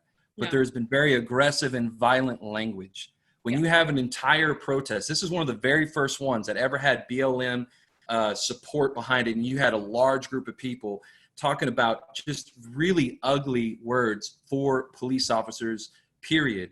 When you've got the leadership of the Black Lives movement that's calling for defunding police departments, I don't think these are things that are going to achieve the aims that we all, I think at least these five of us, agree on. Let me finish my thought. I absolutely think that Black Lives Matter. I'm willing to put my career and ministry behind that. And I think many other people are. But I do think the phrase, even if it's not the original people, even if it's not the core, I think the phrase itself has been weaponized, just like all lives matter, which is a good phrase, has also been abused. But so I want to talk about that. For it to be a weapon, there had to be an enemy. Okay, the enemy is the system. Who was the weapon formed against? Okay, you look at. I was in the Navy, man. I got weapons. I'm choosing to use my weapons for something. Right. Black Lives Matter, when it came out, it was a phrase, and it was designed to promote awareness. Yes. And it was designed to prevent something like that from happening again. So when you had a group of people that were protesting that had nothing, when you say it's a weapon, the weapon was all lives matter. That was the weapon. They were targeting Black Lives Matter. Now, my ex-girlfriend, like I told you, she didn't grow up around Black people, and I understood it. When she explained it to me, and I understood, I can imagine if you didn't grow around any Black people, and you didn't understand the plight of what Black people were experiencing, and you heard the phrase Black Lives Matter, to that group of people, I can see how that'd be like, well, wait a minute, no, all lives matter. I can see how they would interpret that. And so I understand that part. Right. But you'll find that when people really understand what it is, if they do research to understand what it really means, why it was designed, then you don't take that same approach. You're like, wait a minute, it really is all lives matter, therefore Black Lives Matter too. It could have been Black Lives Matter too. But at the end of the day, what I'm tired of, to everything, it's almost like to everything that God created, Satan created a diversion to take away from it. So you got the, the resurrection of Christ, and you got the Easter bunny. You got Christmas, the birth of Christ, and you got Santa Claus. Whatever it is designed to deter from what the original intent was. And then what you do is you make it to where everybody, the collective body, thinks that, oh, you know what, we shouldn't use it. We should throw it out altogether because it's a weapon. But at the end of the day, no, we could say that about anything. You remember when the word retarded was the medical terminology for it? It was acceptable. And it was the actual technical term. Yes, it was a technical term for it. And then all of a sudden, because everybody started to look at it and they were like, no, this word is bad now. If you use it now, it's a bad word, right? But it was a technical term then. Now it's mentally ill, or and these are what we find socially acceptable now. But it doesn't mean that when somebody says the word, they're not still referring to somebody that now it's mentally ill. That's the stigma. And, and what's happened, what I don't like about racism, the nuanced version of racism in America, is that everything that we come up with, and when I say we, just everything that we as human beings come up with to try to plead or plead our case, it has to get tangled up in some type of web of confusion to the point where now we got to throw it all out together and we got to regroup and come up with another phrase so that we can get it. Let's just say Black Lives Matter was, now it's not good anymore. Now we come up with something else. Well, it's never good enough. Like, and so this is my issue, is the privilege, again, is the fact that you want us to make a phrase that is more palatable to you. Like, so I'm sorry, make a more phrase that, what did you say is what? That is more palatable, easier to swallow, more accommodating. When we're asking you to focus on what's behind the phrase. So that even to your point of your ex-girlfriend not growing up around Black people, okay, that's one thing. But you're grown people, and you might not have grown up around Black people, but are you at least listening to the Black people who are around you now? Or are you saying, well, that wasn't my experience, so that just can't be true? Like, there's a difference. And to me, the Black Lives Matter movement, it wasn't hijacked more so by the crazy. It was hijacked more so by the moderate and the folks that Martin Luther King Jr. talked about, who are more concerned with propriety and comfort and convenience than about the real equality. Because the fact is, it might not always be palatable, but if you're more concerned with a statement, Black Lives Matter, than you are with why that statement came about, if you're more vocal about one than the other, there's the problem. Because first of all, the statement should never even have had to be made. Yeah. Let's focus on that. The fact that in 2020, we are still having to say that, and you've acknowledged that we still have work to do. The fact that that still has not been done is a problem. And that's something that we had a guest preacher not too long ago that talked about what God has placed each of us on this earth for. And that when you don't fulfill your purpose, you leave that purpose unfulfilled for the next generation. You're burdening the next generation. So now they have to pick up what you didn't fulfill and try to meet it. It's the constant cycle of putting each generation further and further behind. That is what we are dealing with. And so there's really no room to say, well, I don't really like the way that you phrase that. It's the work. Do the work. We can't say like we do matter. The work. Because if I'm afraid of dying in the street and just becoming another hashtag, I'll be honest, I don't give a flying flip how you phrase that. Go fix it so I don't have to die in the street and become another hashtag. That's what matters to me. I don't care about, and I'm not gonna just be like, no, just go out and say anything. No, I don't believe that. But you also need to acknowledge, number one, Black Lives Matter, the statement itself. If you can acknowledge it's been hijacked, then deal with it in the nature in which it was sent, in which it was presented. Yeah. People will take it and do whatever they want to do with it, the same way they've done to the gospel. But you need to receive it in the manner that it was presented and not in the way that it's been distorted.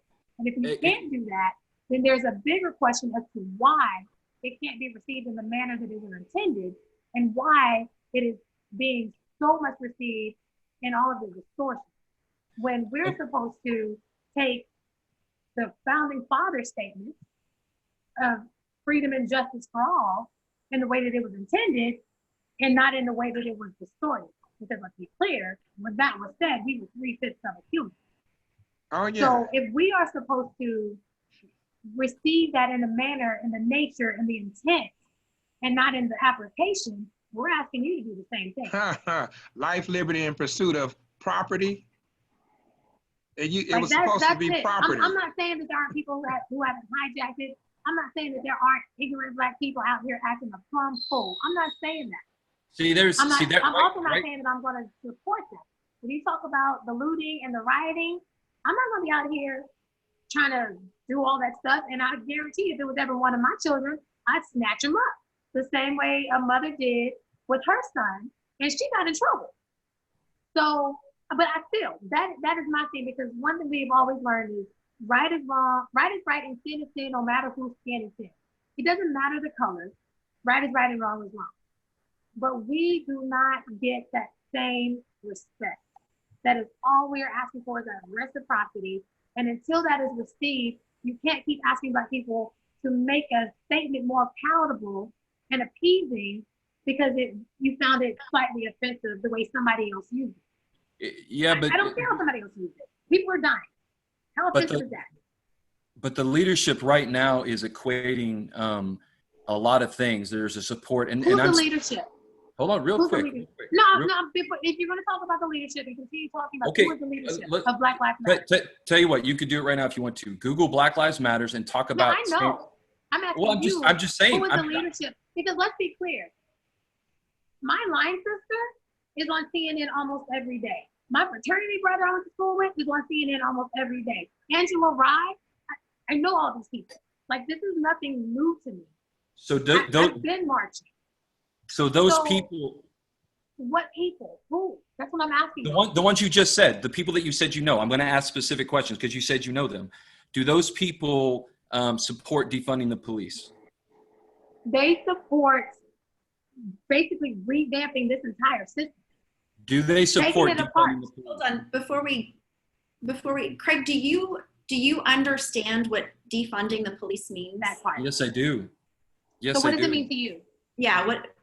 Well, then we may not all be on the same footing when we're talking about defunding the police.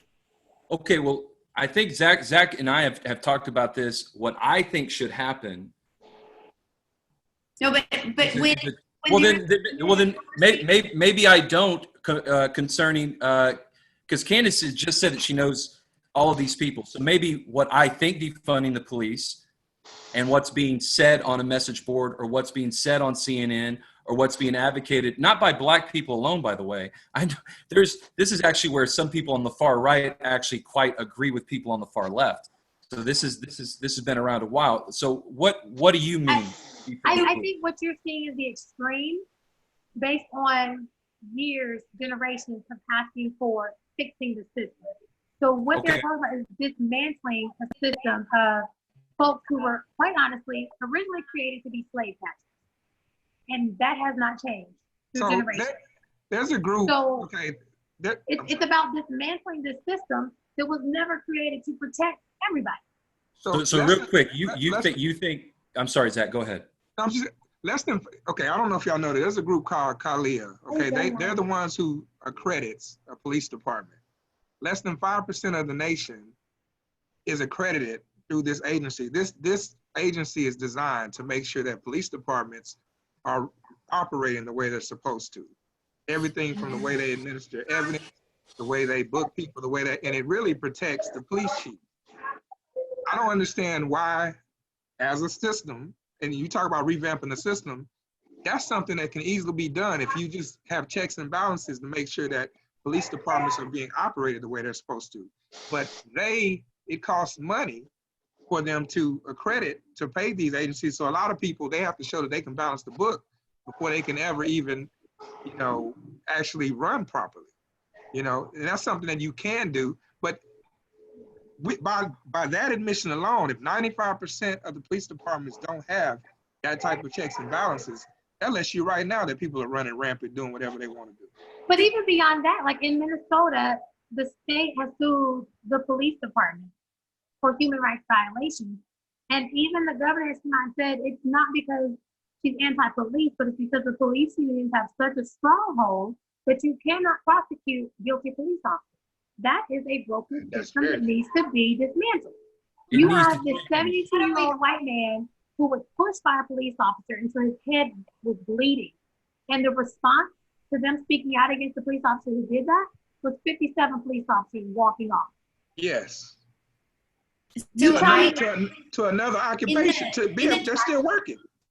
Zachary, this goes back to the point that I'm talking about, that we have a policing problem. You and I talked about that quite a bit. That is actually my point. I do think it needs to be changed. The person that you just referenced, Candace, I think, are you talking about the older gentleman that got pushed in Buffalo? Yeah. Yes, in Buffalo. Yeah, and both of those two officers just got charged today. So, but did you see the response of his colleagues though? The colleagues walked off the job because they're upset that you had the audacity to come after a police officer for assaulting a 72-year-old white man. Is that? No, that's my. Like, whoa. That's my point. We have a policing problem.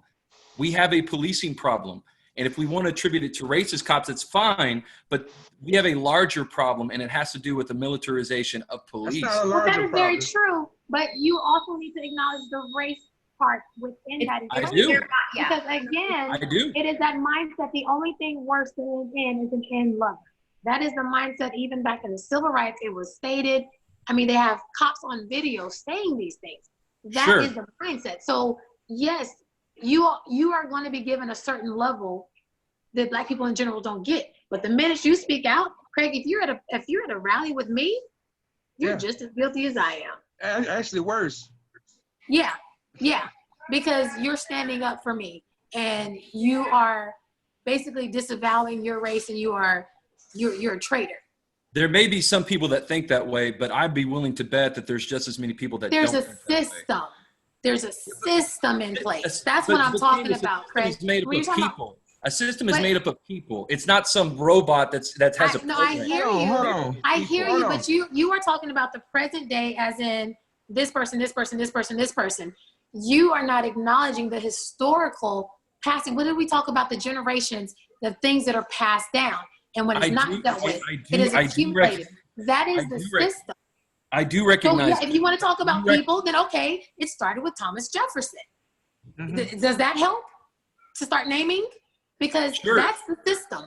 But that system has snowballed. Constitution, the national anthem we sing, that's the system. That system has snowballed through these years where you can't just look up and say, okay, if we just get these 3 people out of office, we'll be good. No, it's so much deeper than that. You use the term snowball as if to say, oh no, hold on. As if to say that it's worse now. Is that what you're implying? No. What I'm saying is the responsibility, the work required has snowballed. Okay. Because it's something that has not been dealt with. And when you don't deal with the sickness, that sickness festers and it spreads. And that is what has happened. And the thing is, what you are seeing now is folks who are tired of it. I mean, I'm a peaceful person till you come from my family and my kids. I will tell you, I will take every charge in the world. I am over here sitting like, okay, well, is it time for me to go take an open carry course? Because my neighbors are in the golf club community in the clubhouse talking about rounding up the good old boys. Really? Because let me tell you what I'm not here for. I will be peaceful, but I am my great-grandfather's. He is in me. Do you understand me? Ain't a killer, but don't push me. Exactly. And that is where I am. I love Jesus. I absolutely do. But I will turn over some tables.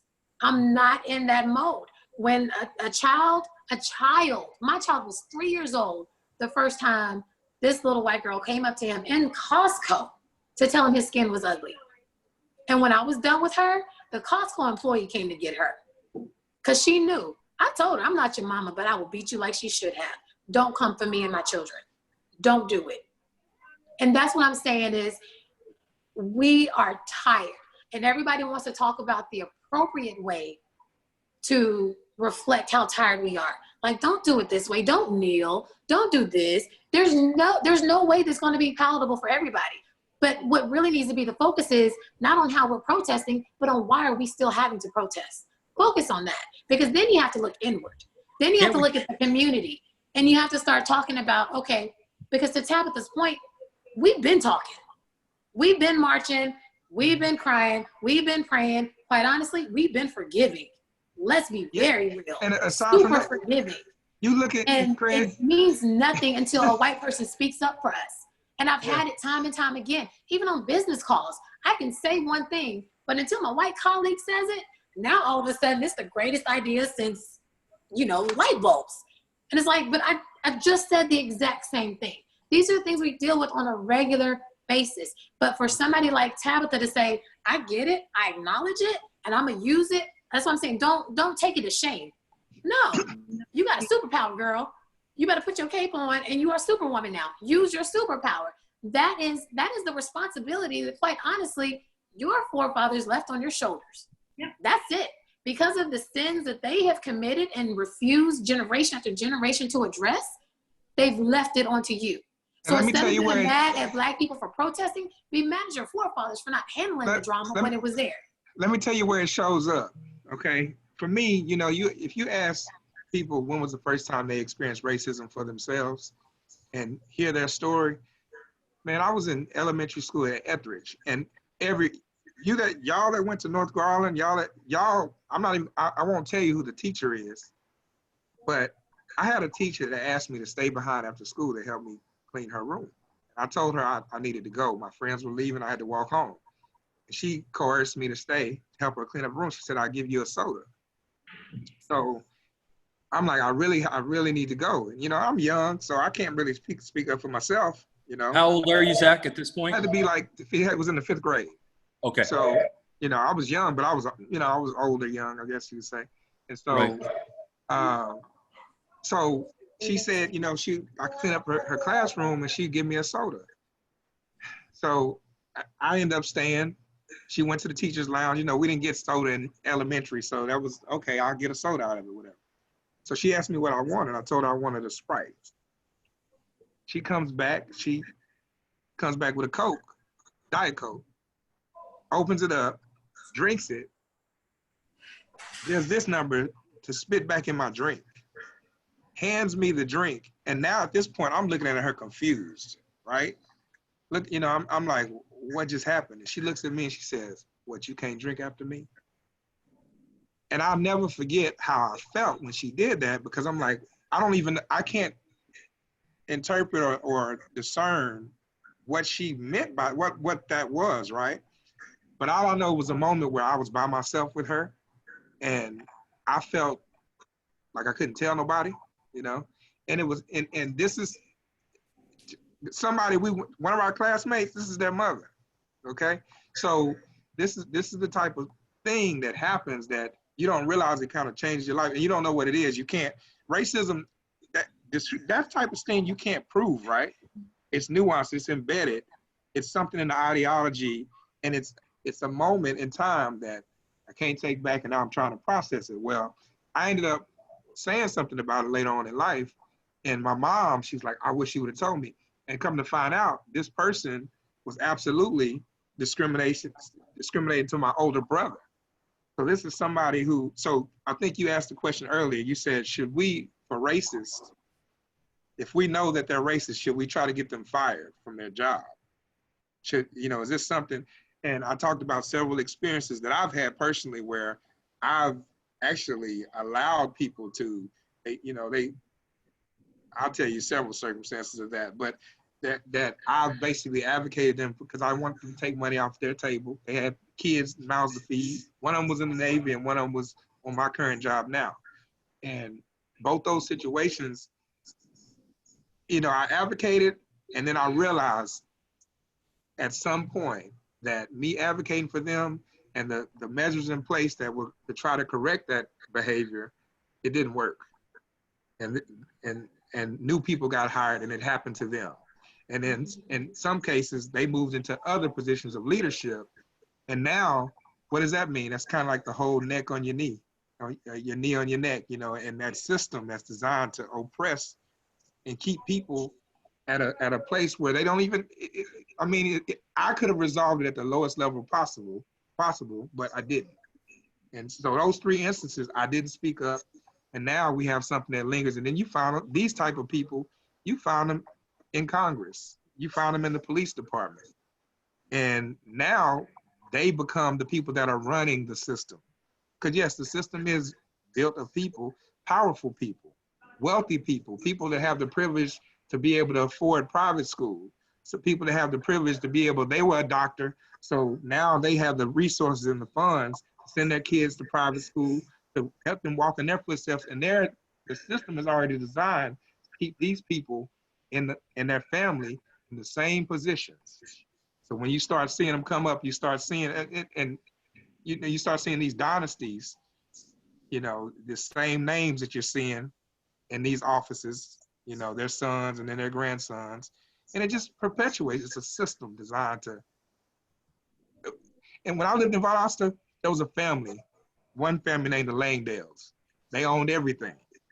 At some point, Disney World wanted to come to Valdosta before they ever came down to Orlando. They wanted to come to Valdosta.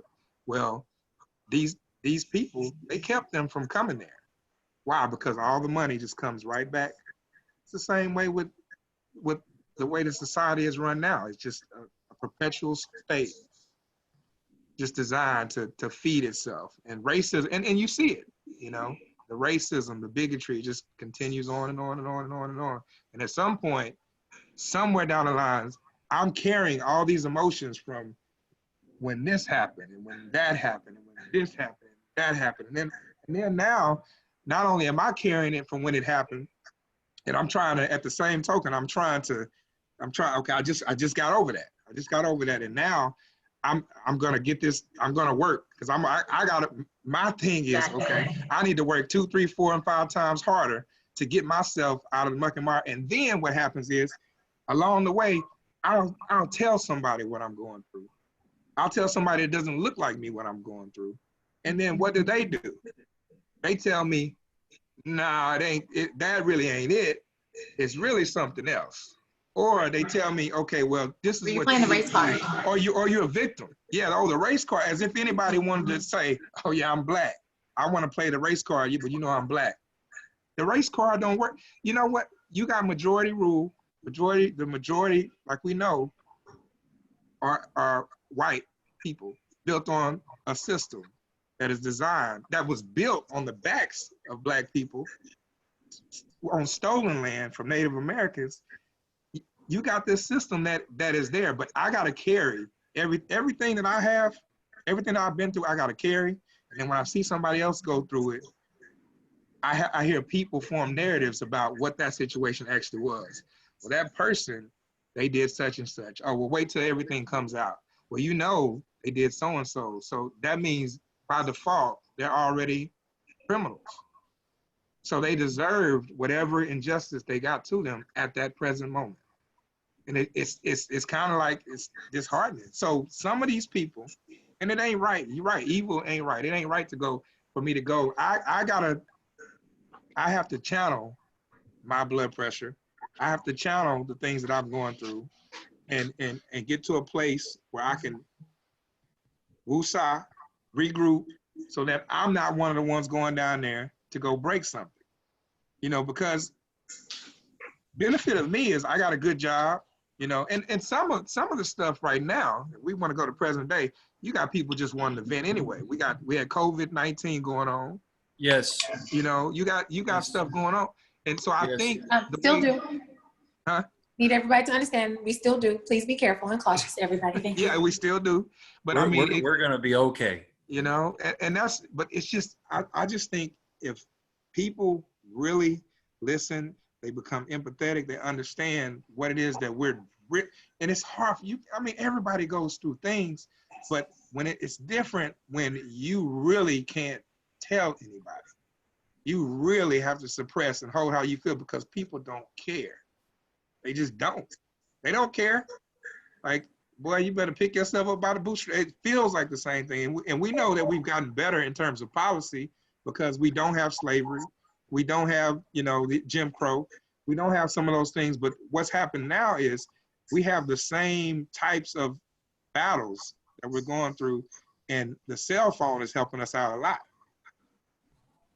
I mean, so that actually is a good point for transition, and it's moving forward, because just to get your opinion on, and all of you, Tabitha, Tia, Candace, Zachary, how do we move forward for progress, and specifically in all of the in relation to what's going on about these different cases that you mentioned, policing, the system, all of these things.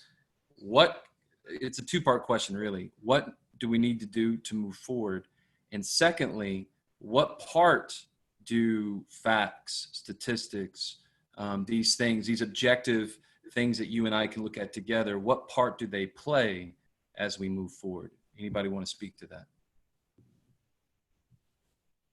Well, I'd say for me, my perspective, the same thing, like I said, that I told my coworkers is, whenever anything happens, you ask yourself, what would your response be if that was my family member?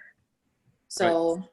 When a police officer reached for a gun on me and I'm 7 months pregnant, if that was your wife, what would be your response? Do that. As far as statistics and facts, I'm all about real data, but I'm also about the data behind the data, because I work in science and I know that numbers mean something, but I also know how numbers can be manipulated. And I know that there are stories behind stories. So there are some real things. There are some real data points that need to be addressed. But I think we need to peel back some layers and recognize that this is an onion.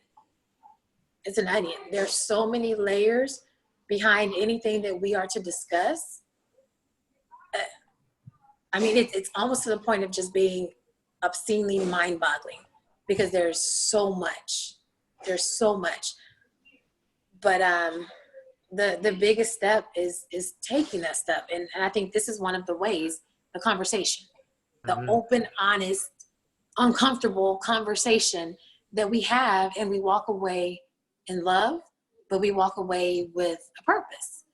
And it means being active. And for me, hopefully, I'm hoping that you will weaponize your voice for positive change. Because I will tell you, no matter how amazing I think I am, but I mean, seriously. I think you're amazing. I do too. Thank you. I love you guys. But I also acknowledge that my voice only means so much in America. I'm still a child of God. God is still going to have my back and take care of me. Like, for instance, we had a family situation years ago where a family member was railroaded through the system and had a jury of all white non-peers and was convicted and killed. And within 6 months, everybody on that jury was dead. And not because they were murdered, but because God don't like ugly. And he gives us a chance. And so I know that at the end of the day, I know God's got my back and he's got me, but that doesn't mean I want to see my kids shot in the street. Like, I'm hoping that every white person who has even one black person they say they love, they honor, they respect, whatever, speak up.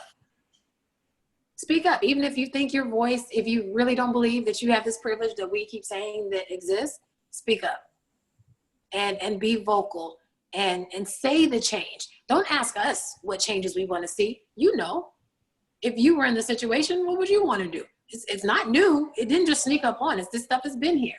So instead of asking Black people to develop an agenda and this is what we're all going to work for, you know what we need. And you have the voice. And I mean, that's just it. That's what I'm asking is use your voice, use your power. You know, it sounds to me like you're probably not around a lot of people who are going to say craziness around you because that's who you are. You don't allow that. But if ever somebody ever feels comfortable enough to try that, I know that you are the person who's going to say, hey, stop you right there in the tracks. I don't get down like that. You shouldn't get down like that. If everybody did that, where would we be? Because we need you. And I'm sorry, I have a sprinkler guy coming who just knocked at the door. So I'm going to put you on mute and I'll be right back. Yes, ma'am. Yeah, we need y'all, man. Like it's just, I wouldn't be saying that if I didn't mean that. Tabitha, Craig, you know, when it comes down to it, you know, you guys, you get to speak to everybody. You get to speak to everybody. Now, I know, you know, you may think that, here's the deal. When you're speaking the needs that you're hearing here, when you're speaking to that, you're going to have a group of people that look like you that may think that we're just crying, right? There's people that thinks that we're just live a victim. You see the guy, John Hargen, on my page. There's a guy that he spews some, I don't know. I'll have to go back and look. I don't know if I remember. Yeah, and we're recording this, so I'm going out there. Hey, man. Hey, you know, but maybe he needs to hear some difficult truth. Yeah, that's fine. I mean, I'm not speaking anything that isn't true, but you know, he always says, you know, your communities are doing this. They need to pull up their pants. They need to do that. And the third, and the reason why, maybe if your community wasn't doing this, there wouldn't be riot and all this and that. And, you know, and it's always, you know, y'all don't have fathers, y'all don't have this and that. And it's really difficult to have conversations with people like that, but those are people that you can speak to. You know, do you think though, I get the sense, and I'm not disagreeing, but I do get the sense that there are people that look at me and because of my gender and the color of my skin, don't want to hear anything I have to say. Actually, I do feel that a little bit. And I'm not claiming victimhood, because I have no problem speaking. I speak too much, actually. But I do feel like there are people that want to say, no, know your place. And you know, and I think people that say, if you notice, there are a whole lot of prominent white people that are speaking up, that have a voice, that people aren't telling them to know their place. And right. It's because, could it also be though, it's because they're lining up with what people want to hear, and it's really not because they're speaking their minds. It's just that they're saying what everybody wants them to say. I think they're saying what needs to be said. If you like it, in other words, I think it's one and the same. You know, you may not think it's unhealthy to talk about privilege because it doesn't unite, right? You think it's a word of weapon. I want to clarify that, because that's not actually what I was trying to say, but that's fine. Let's go with that. I mean, let's go. That's fine. What were you trying to say, Craig? I think it is often used to silence people. That's what I think. Silence which people? People with privilege. I think that's the idea. I think people, and to be honest with you, I hear this actually more from white people than I do anybody else, that basically say that my voice is diminished because of the privilege that I have. And I do think that word, and I'm not saying anybody here has used that. I'm not saying that at all. I'm not saying that therefore it doesn't exist, but I do think that people oftentimes use that to silence people's opinion. They're like, no, because you come from a state of privilege, because you don't understand, because you can't fully empathize, your opinion doesn't matter. Now, again, I'm not saying you're saying that. I'm not saying that at all. But I have experienced that, and I have seen it to where it is used to silence people. And I'm not saying because of that privilege doesn't exist. I don't mean that. No. I totally get it. My question is, how often is that a response when someone's experience is being invalidated by someone else's opinion? Very well could be true, Candace. There is the issue, because I will tell you, if you or any other person who has not dealt with this was to come and tell me that, well, it's not that bad. I mean, you're really exaggerating this. Yeah, I'm going to tell you to have several seats. because until you have walked a mile in these shoes, you don't know what it is. I mean, let's just be very real. We had a little girl who was gunned down by police while she was asleep on her grandmother's couch, and the police never got convicted for anything. Right. Would that have happened if that was your child? I don't know. If black officers, I mean, look at what happened with Justine. I know. With Justine Diamond. The only reason I mention that is we're speculating, right? We're speculating, but we're speculating based on history. So you look at Minneapolis.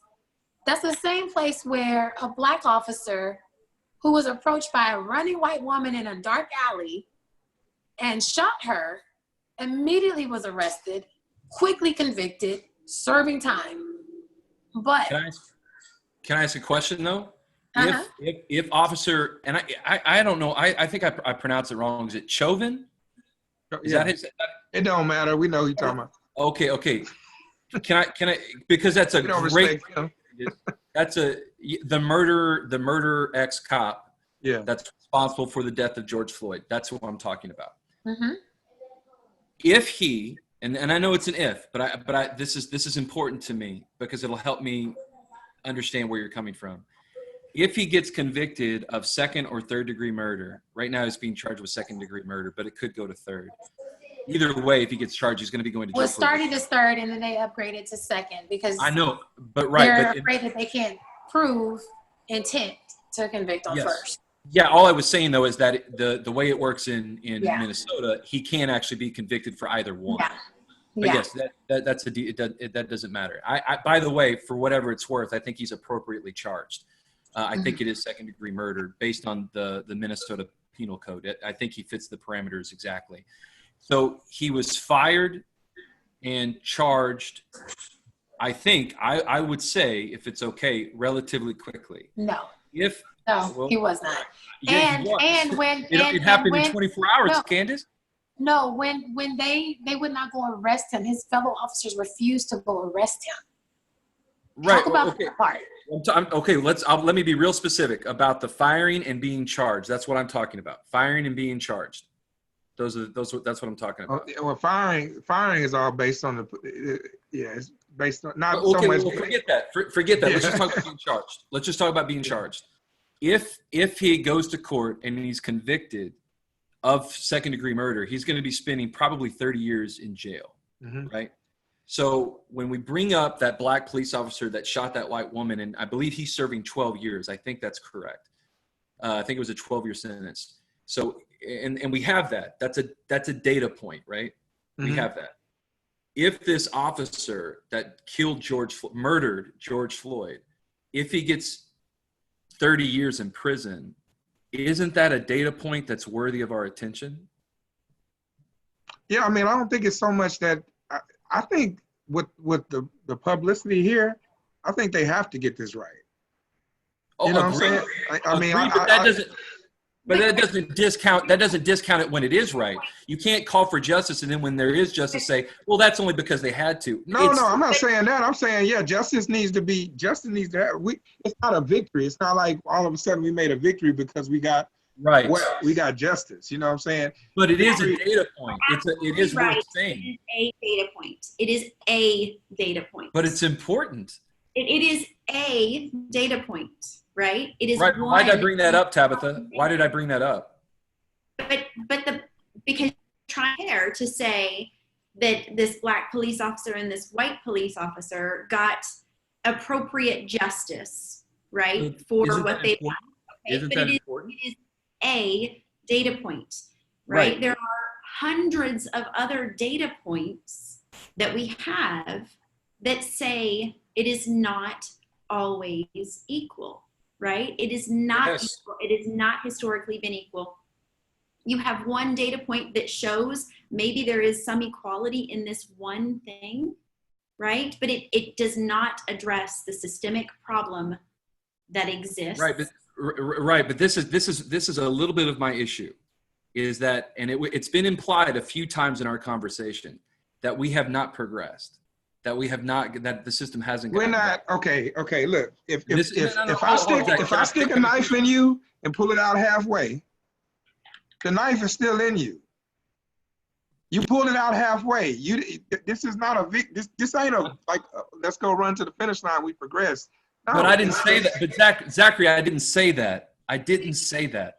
I'm not saying that if George Floyd gets convicted, that the race war is over, that racism is over. I'm sorry, the officer that killed George Floyd. I'm not saying that. But the point is not me. Somebody brought up that police officer who shot that woman is in jail, and they should. That's worthy of our. But one data point does not. That, of course, it wasn't. But it's not just one though, Tabitha. I brought up just one because it's in relation to Minnesota policing. My whole point is I agree with you actually, Tabitha, that if we look at all those data points and it tells a story, let it tell its story. And I do agree with you.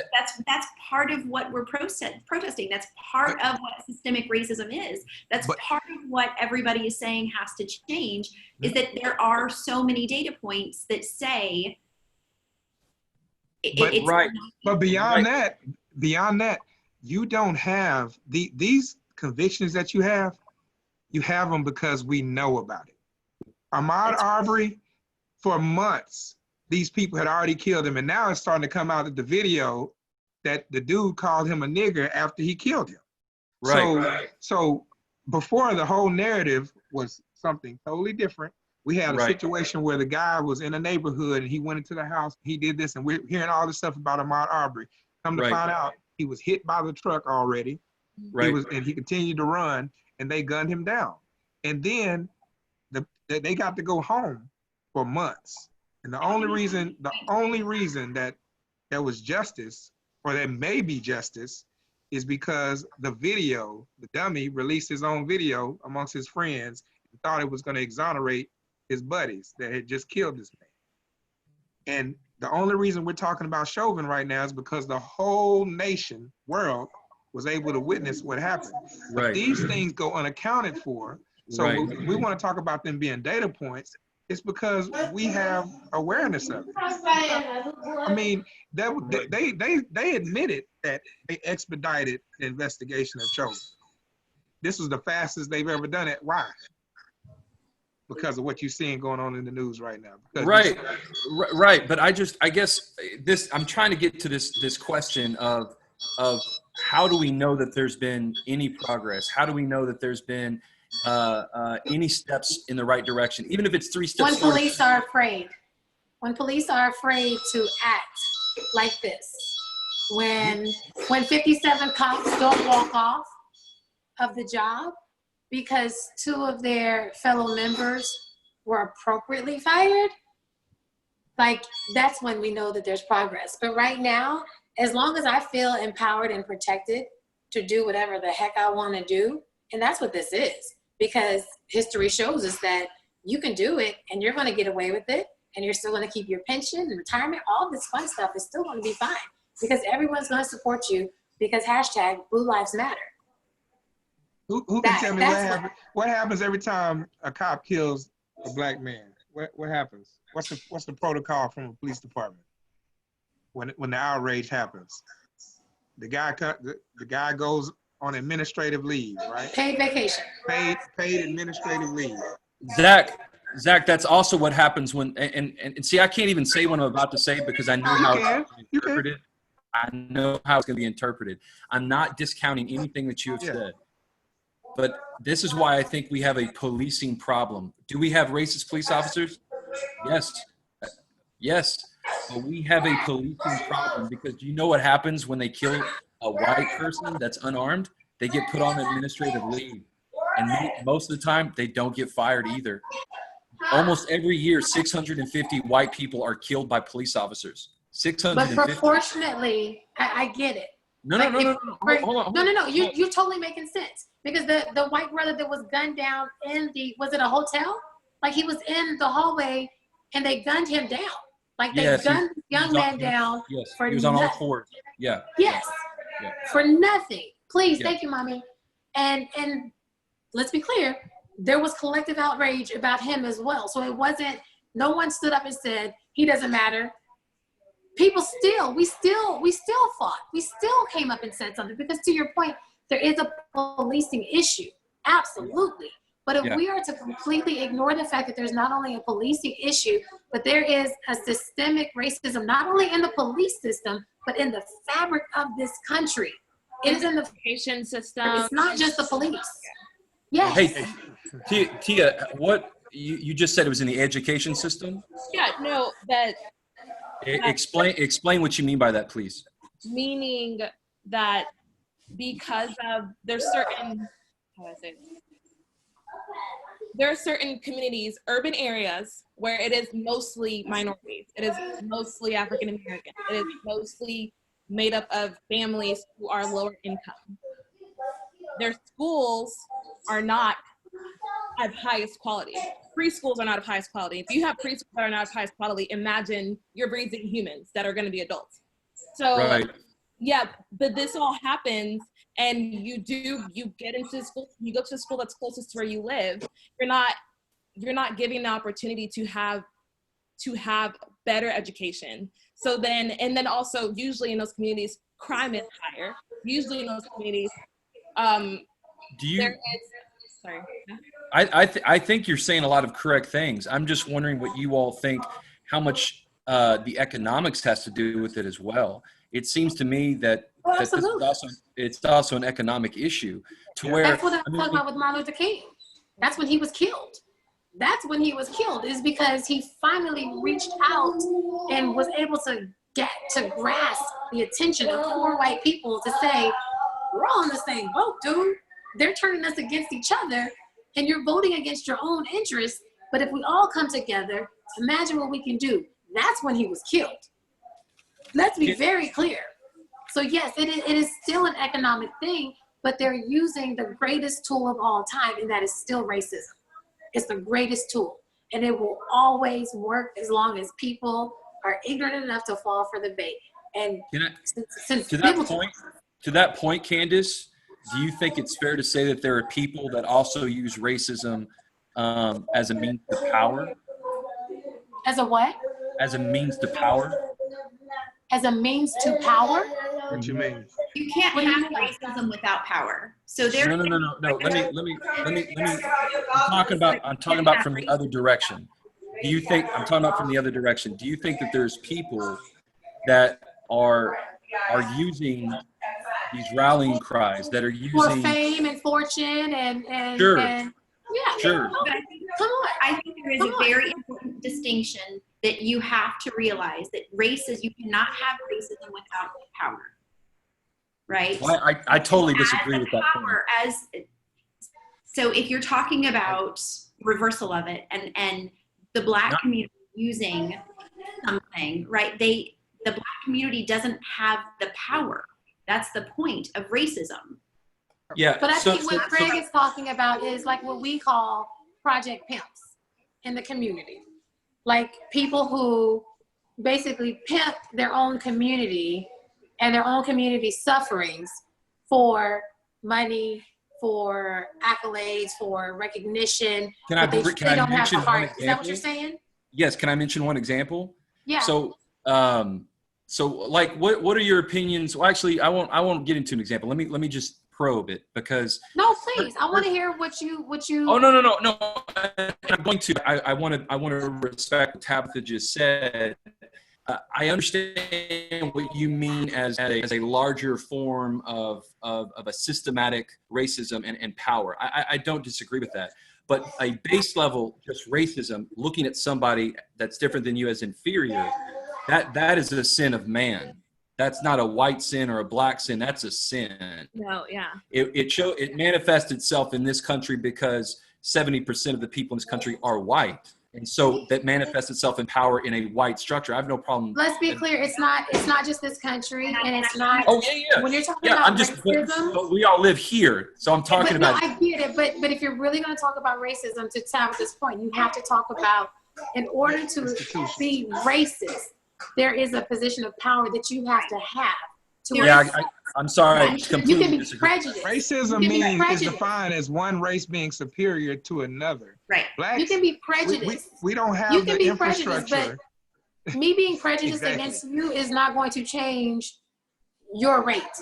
Yeah, the And sin of a base- person, the sin of a person in thinking or believing that I, as a person, am better than anybody as another person, that is prejudice. It is not racism. Yeah. Yeah, I'm sorry, but you are imparting into a word what you are thinking. No, that's actually the definition. I'm of sorry, racism. it's not. I have got the definition of racism sitting right here in front of me, and that's actually not true. If anybody looks at another race as inferior, that's racism. I don't care who you are. That's You what can call it prejudice, but it's exactly still inferior. People that dislike African Americans, that dislike white people, we don't feel that we're superior to you. We feel oppressed by.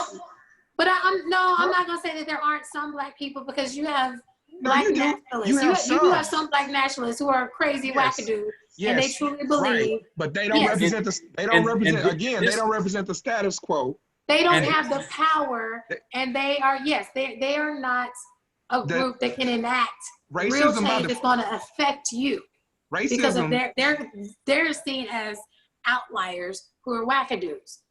They don't have that power. So that's Tabitha's point of the power. Like, it's the power behind the prejudice that creates racism. There's prejudice that we all are subjected to. I'm sure that link is a great description, Tabitha, but the word itself actually doesn't mean that, Tabitha. It doesn't mean. But it's not the. Craig, what you're failing to understand is that the semantics that you're talking about is not people's experience. But we're not right? talking. We're not talking about an experience. But hold on. You can't. You are. Can't just take no. You might be, but we can't just take a word, import our own meaning into it, and then change the word. Racism is when you look at racism is when you look at anybody differently, inferior. You suspect them. You're afraid of them. You treat them as an other based on their skin color. That's what the word means. That's what the word means. As a whole, not another person. No, yes. And by the way, black nationalists, I've had encounters with them when I lived in New York. So I'm not talking about this as some sort of theoretical thing. Okay. There are people of every race that think that they are superior. That's racism. That's not okay. Nationalists, yes. Black nationalists, you're right. However, racism, the infrastructure that's built is the design that one race is superior to another. That's a system. That's a system. That's racism is where one group of people believes that they're superior to another group of people. When one race thinks that they are superior to another race. Yes, you're right. It's an equation. That's part of the equation, because there is also a power that has to be accompanied with that. Disagree. So it's not. I mean, you can disagree, but you can Google 10 million scholarly articles right now who will completely put your argument to shame and tell you they won't put my Candace, I'm won't put my argument to shame. They will give me their take on it. We're talking about the meaning they of the will word. They will give you documentation, so you can go back and forth. You can go back and forth with what your agreement is on the definition of racism, and we could sit here all day. I could find articles that will tell you that yes, racism is the prejudice plus the power. That you have to have these things together. You can go to Merriam Dictionary, that was written by a white man, and tell you that racism is just specifically prejudice. That's fine. That's fine. Like Tabitha said, we can keep on about the semantics. What is the point? However, though, but Tabitha made a statement though, and you said that sometimes when you've spoken, it's like white people, and it's a whole like generalization of that whole group, and it's really hard to address the statement, because for one, we know that not all white people are the same. And so you made a statement saying that white people, because they have power, that is, can you please finish that? Yeah. It's I know that Craig doesn't like the word, but it's the privilege, right? It is that power that, because of how our system operates, because of how our system was founded, white people have a power or a privilege that other races do not. Okay, and so with that, you're saying that when it comes to racism, you can't be racist without the power? Yes. No, I'm saying It is understanding the difference Yes. between racism and racial prejudice. Yes. Tia, the argument is that you cannot be a black racist. That's the argument.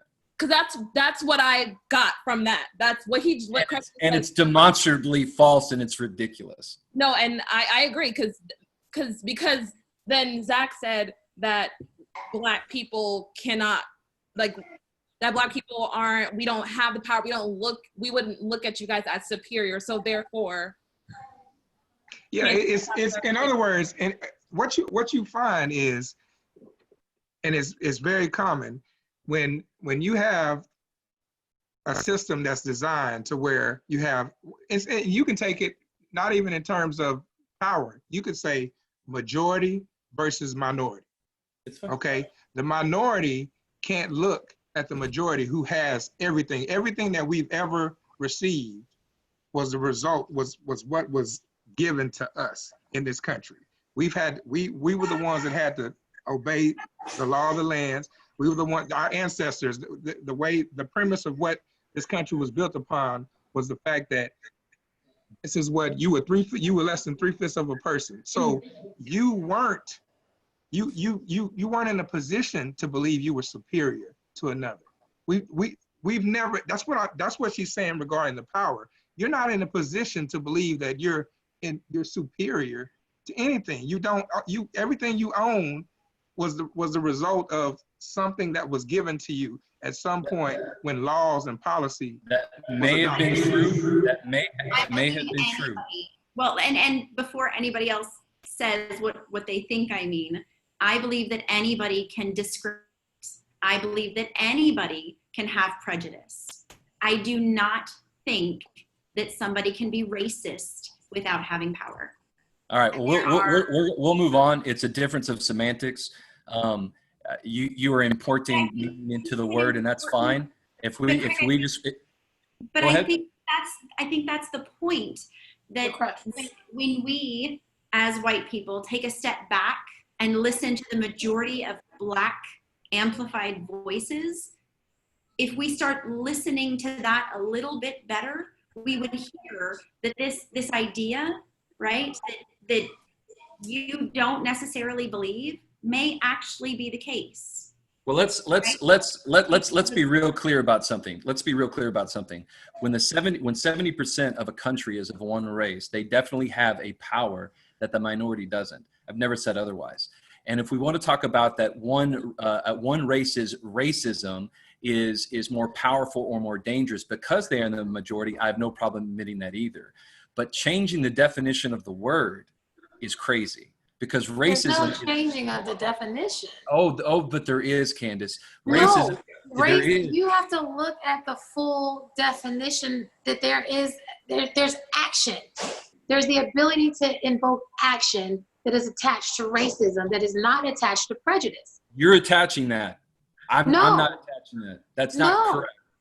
No. Racism is a belief that my race or any race is superior to another race.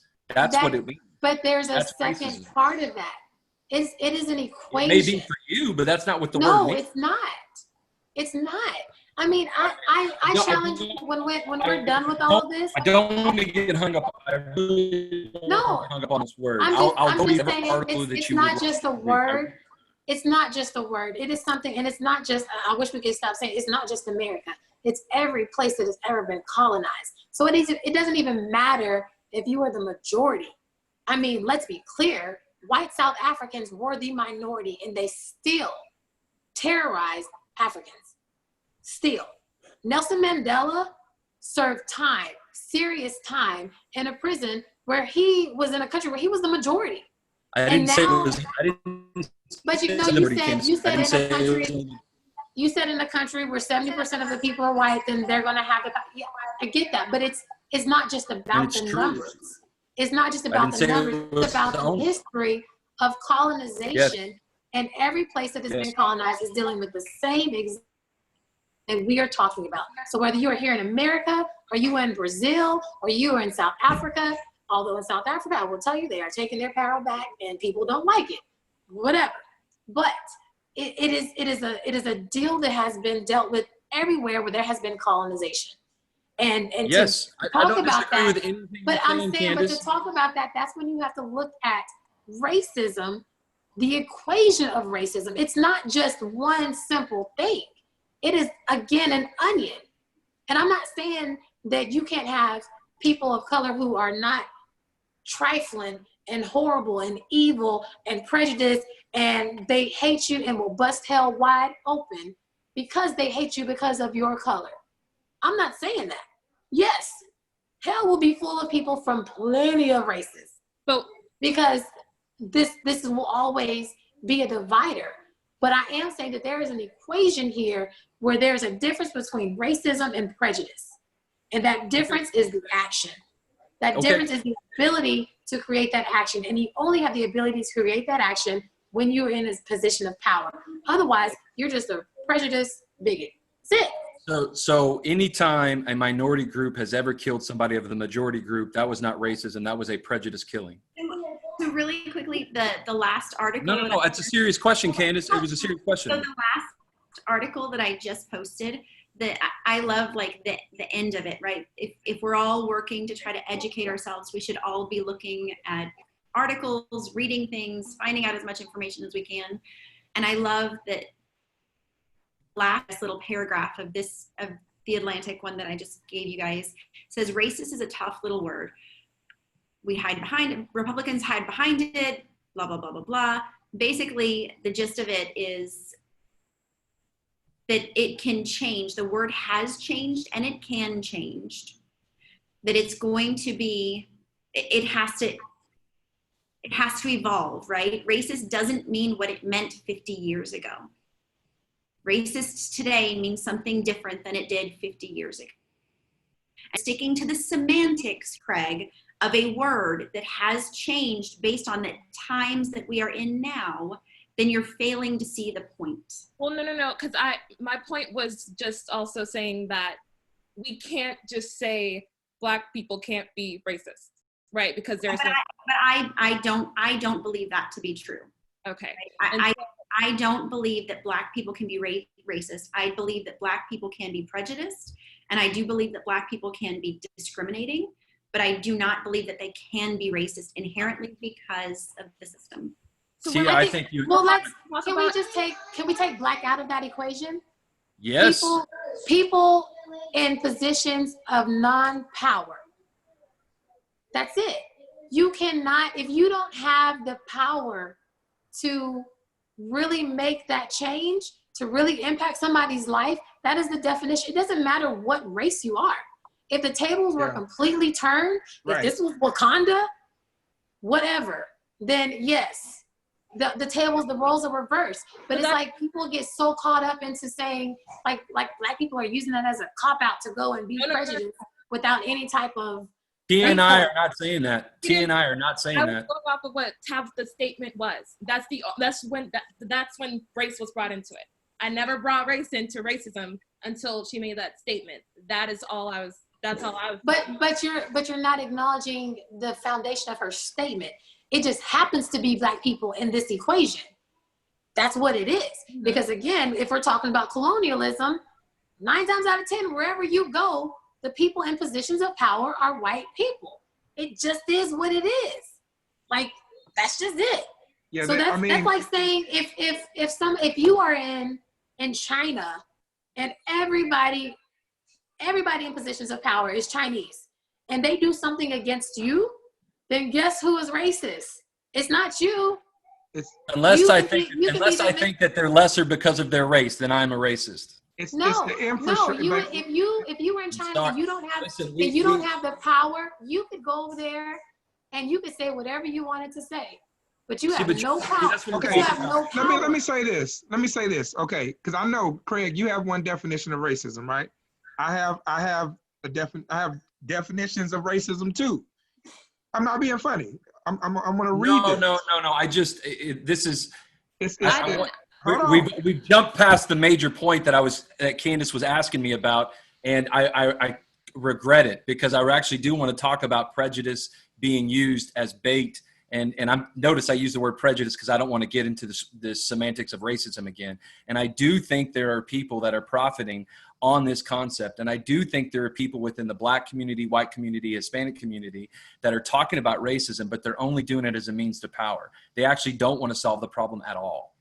And I do think that's an issue. And I think it's something that we have to recognize. I think there are multiple definitions of racism. And I But, think, but before you go into that, Zach, just that Yeah. point that Craig was talking about, Mhm. I acknowledge that. I also ask you to acknowledge that that's not just in this situation. You have people who profit off of the church every day and they don't care a dime Of about course. you. Of So I'm course. just saying, Yes. that we course. need to, but we need to acknowledge that and not just act like this is just something in this particular situation. And Right, I'm but not saying you are. No, I'm not saying you are. But So what are we please don't take talking that about as- right now? It's in the context of this conversation. That's why I'm bringing it up. And that's something that we acknowledge as well. Again, we call them the pimps of the community. We know that. We know that. So, Can you, Candace, can you but give me you one tell me, example? what does that mean to you though? How does that change what's really at stake? Because if it doesn't change what really needs to happen and what we really need to address, then it just becomes noise added to deflect from what needs to be addressed. Yes, but that noise is deflection. That's my point. But who is it deflecting? Everybody. How? Because we start talking about things that we shouldn't be talking about. Like what? What are we talking about? Well, here. Let me ask you this, Candace. Who would you mind sharing? Who's one of these quote unquote pimps that you're talking about? Can you give me an example? Big Perm. Big Perm. We call him Big Perm. Zach, stop laughing. But I mean, Al Sharpton has been one of these that we've called pimps. Thank you. We don't need to talk about it. But again, if I already know that, and the community has already acknowledged him as that, how does that change anything? Because at the end of the day, he might be profiting on it, but what has he said that is wrong? He's hurting the cause. Don't you How? think so? What has he said that is wrong? That's what I'm asking. Like I'm not his fan, but I'm asking, why are we focusing on him? Well, I'm not. I asked a question. But you are because for you, he's derailed the cause. For me, he's a non-factor. Because at the end of the day, he has nothing to do with whether or not my son is dying in the street. So I'm not focused on him. This is what we have. This goes back to when Zach said, he said, I need your help, right? Okay. So the main reason I'm having this conversation with you is I want to listen, learn, and I want to talk about solutions. Okay? That's why I'm doing this. All right. This is a long conversation. It's very tiring. I'm sure you all are too, but I think it's worthy of my attention. I think it's worthy of your attention. So if we want to, we got 15 minutes too. I've been made the moderator, so we got 15 minutes. Just let y'all know. Okay. I think it's funny. I was made the moderator. I don't know how to use this name, but go ahead. And I would like to know why Tabitha left. Maybe she just had to go. I hope she didn't. Okay. If we want to talk about solutions, then I think we need to talk about how we can move forward and how we can be united. And I think there are people, all sides, that do not want to see us united, that do not want to see us make steps forward, do not want to see this issue actually worked out. I think those are enemies. If they're white, black, whatever, I think they're enemies to the cause. And you said the community has recognized that. However, Al Sharpton seems to show up at all these very important events. But no. See, that's where we're going to differ then. Because you seem to believe that even someone like Al Sharpton would prefer that we not be united. And I don't believe that. I do. I don't believe that he would prefer that we continue going this way with the dangers that we have. Do I think he has? I'm sorry. He's the made best a for good everybody? He's made a good living off of this. He has, but so have white people over generations. I mean, yes, and that's wrong too. It's wrong. But here's the deal: he wouldn't be able to make a good living off of it if people would finally just make the change. So we're focusing on him pimping the problem instead of focusing on the problem. No. But If there was no problem to pimp, what would he be pimping? We spent 2.5 hours not talking about Al Sharpton. No. We spent 2.5 hours talking about. Yeah, I know you talking. I did too, but I didn't want to be disrespectful. Come on, Craig. Craig, don't play with me. Don't play with me, Craig. You know you could have said it straight out. Listen, I'm telling you. I think so, Candace, but I don't know that because of how I've been shot down. Right? And I'm not a victim. I'm not saying poor Craig. I know. Yeah, I think it's different in text versus this. Because one of my coworkers has said the same thing, is that she doesn't know what she can say to start this conversation. And so that's a very real thing that we need to talk about, is white voices matter.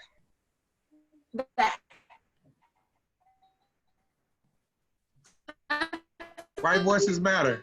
Hey, can we? Oh. Somebody's cutting out. I think Candace, it's you cutting out, I think. She said white voices matter and she cut out. It's the system, man. You don't want to hear that. You just want to shut it down. Immediately, just white voices matter. Candace, we can't hear you. And you like in the corner of the screen. Yes. Yeah. Hold on. Here, buddy. Yeah, where you at?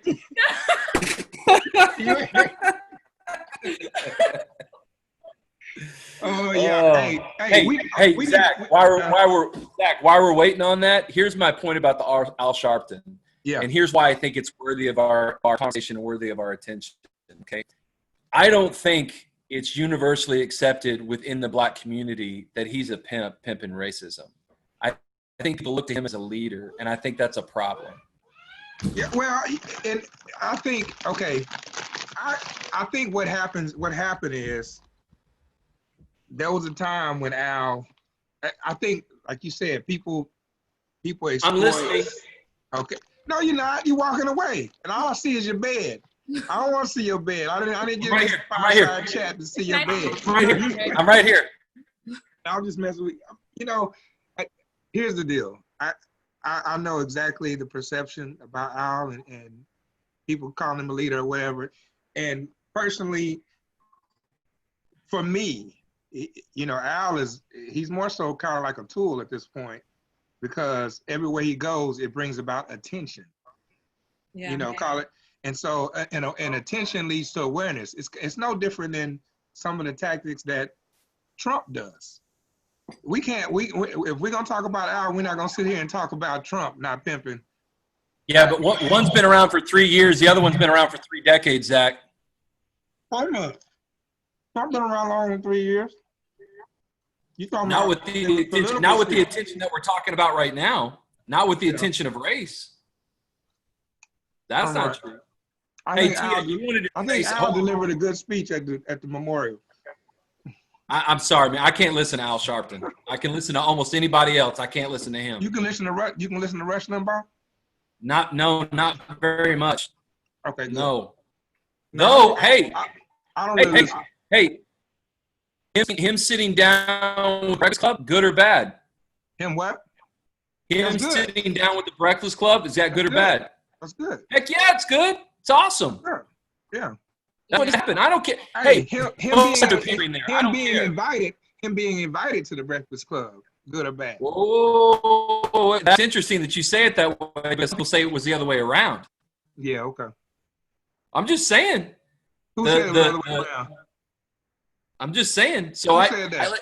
Nobody comes to a show. Nobody asks to come to a show, and then they get Charlemagne the God has been with. I think it's funny.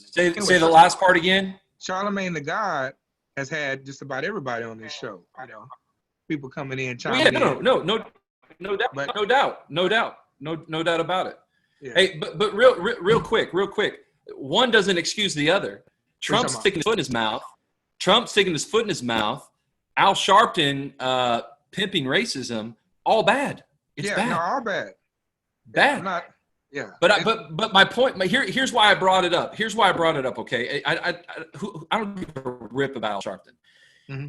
I bring it up though because I actually do think it hurts cause. I actually do think it hurts progress. I think that he's not alone. By the way, I think there's people all over the place that are profiting off of prejudice. Don't call it racism, fine. Off of prejudice, and I think if we don't call them out.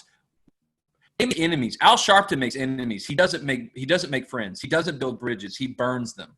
That's a problem. Well, I mean, what are you thinking he's doing to burn them though?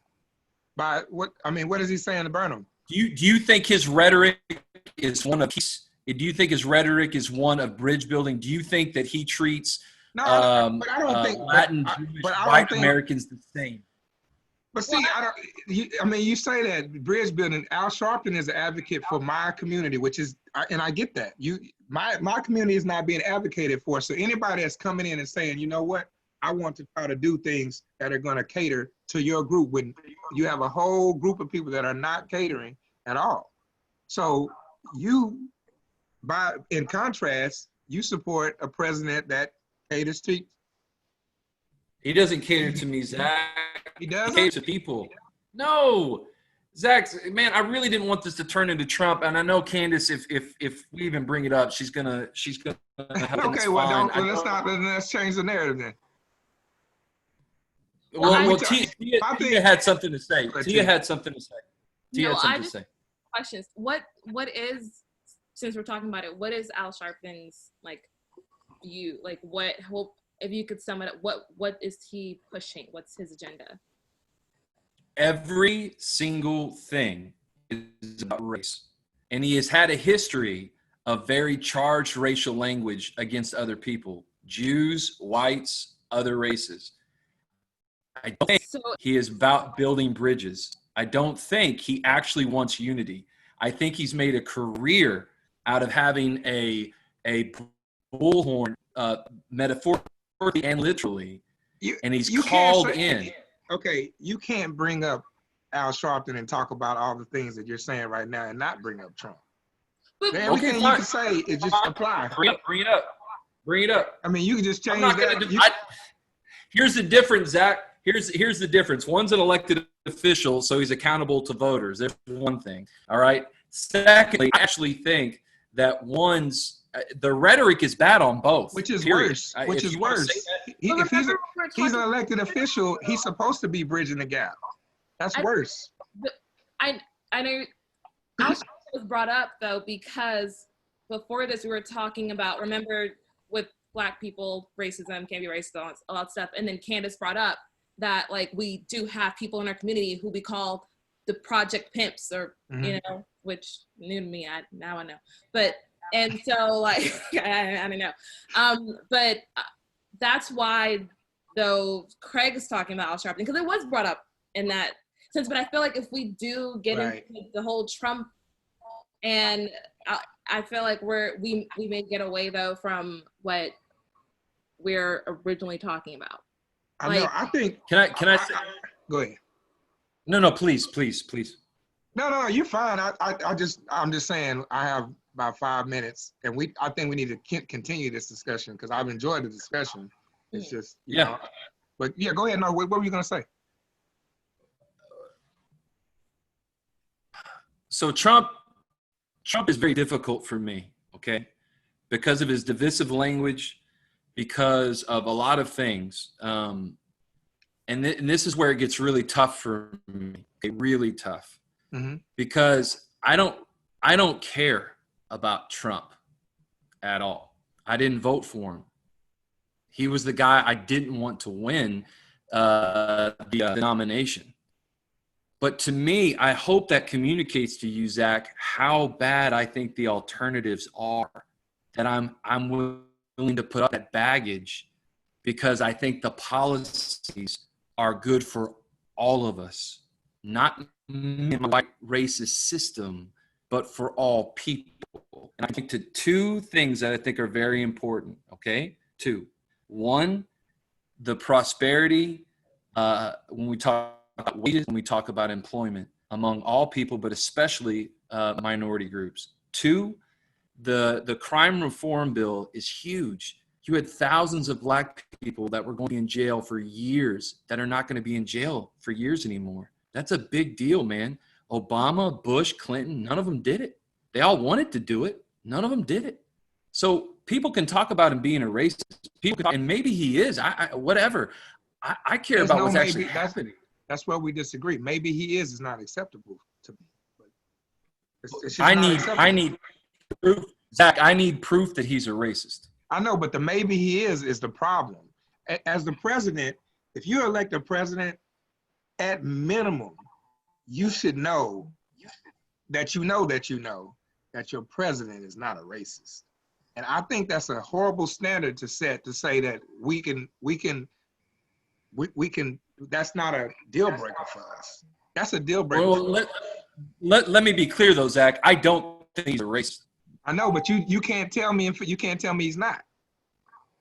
I can't, Zach. I'm sorry to tell you this. I can't tell you that anybody's not. I can't tell you that Obama, Clinton, or Bush aren't racist. I can't say that about any of them. I don't know their minds and their hearts. I have to judge policy. I have to judge decisions. No, you can't. That's what You can hear what people say. What I mean, but he's racist. Let's be very specific. What did he say that was racist? I mean, Mexicans are rapists and they're sending their worst drug dealers. Zach, you can't fall into that trap. I'm not even finished. I'm not even finished.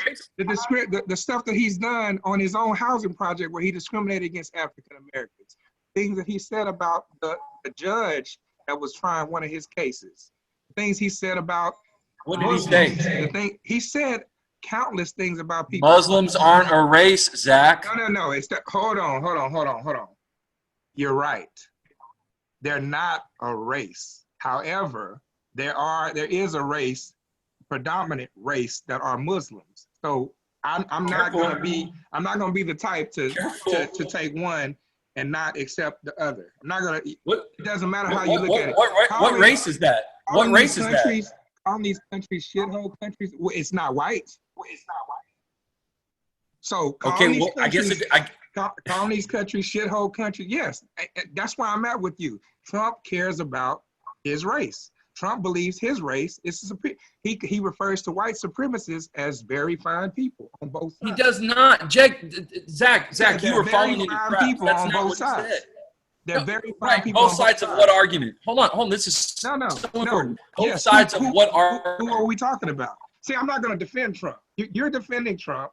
I'm not defending Trump. I'm talking about facts matter, man. That's what I'm talking about. So what did he say?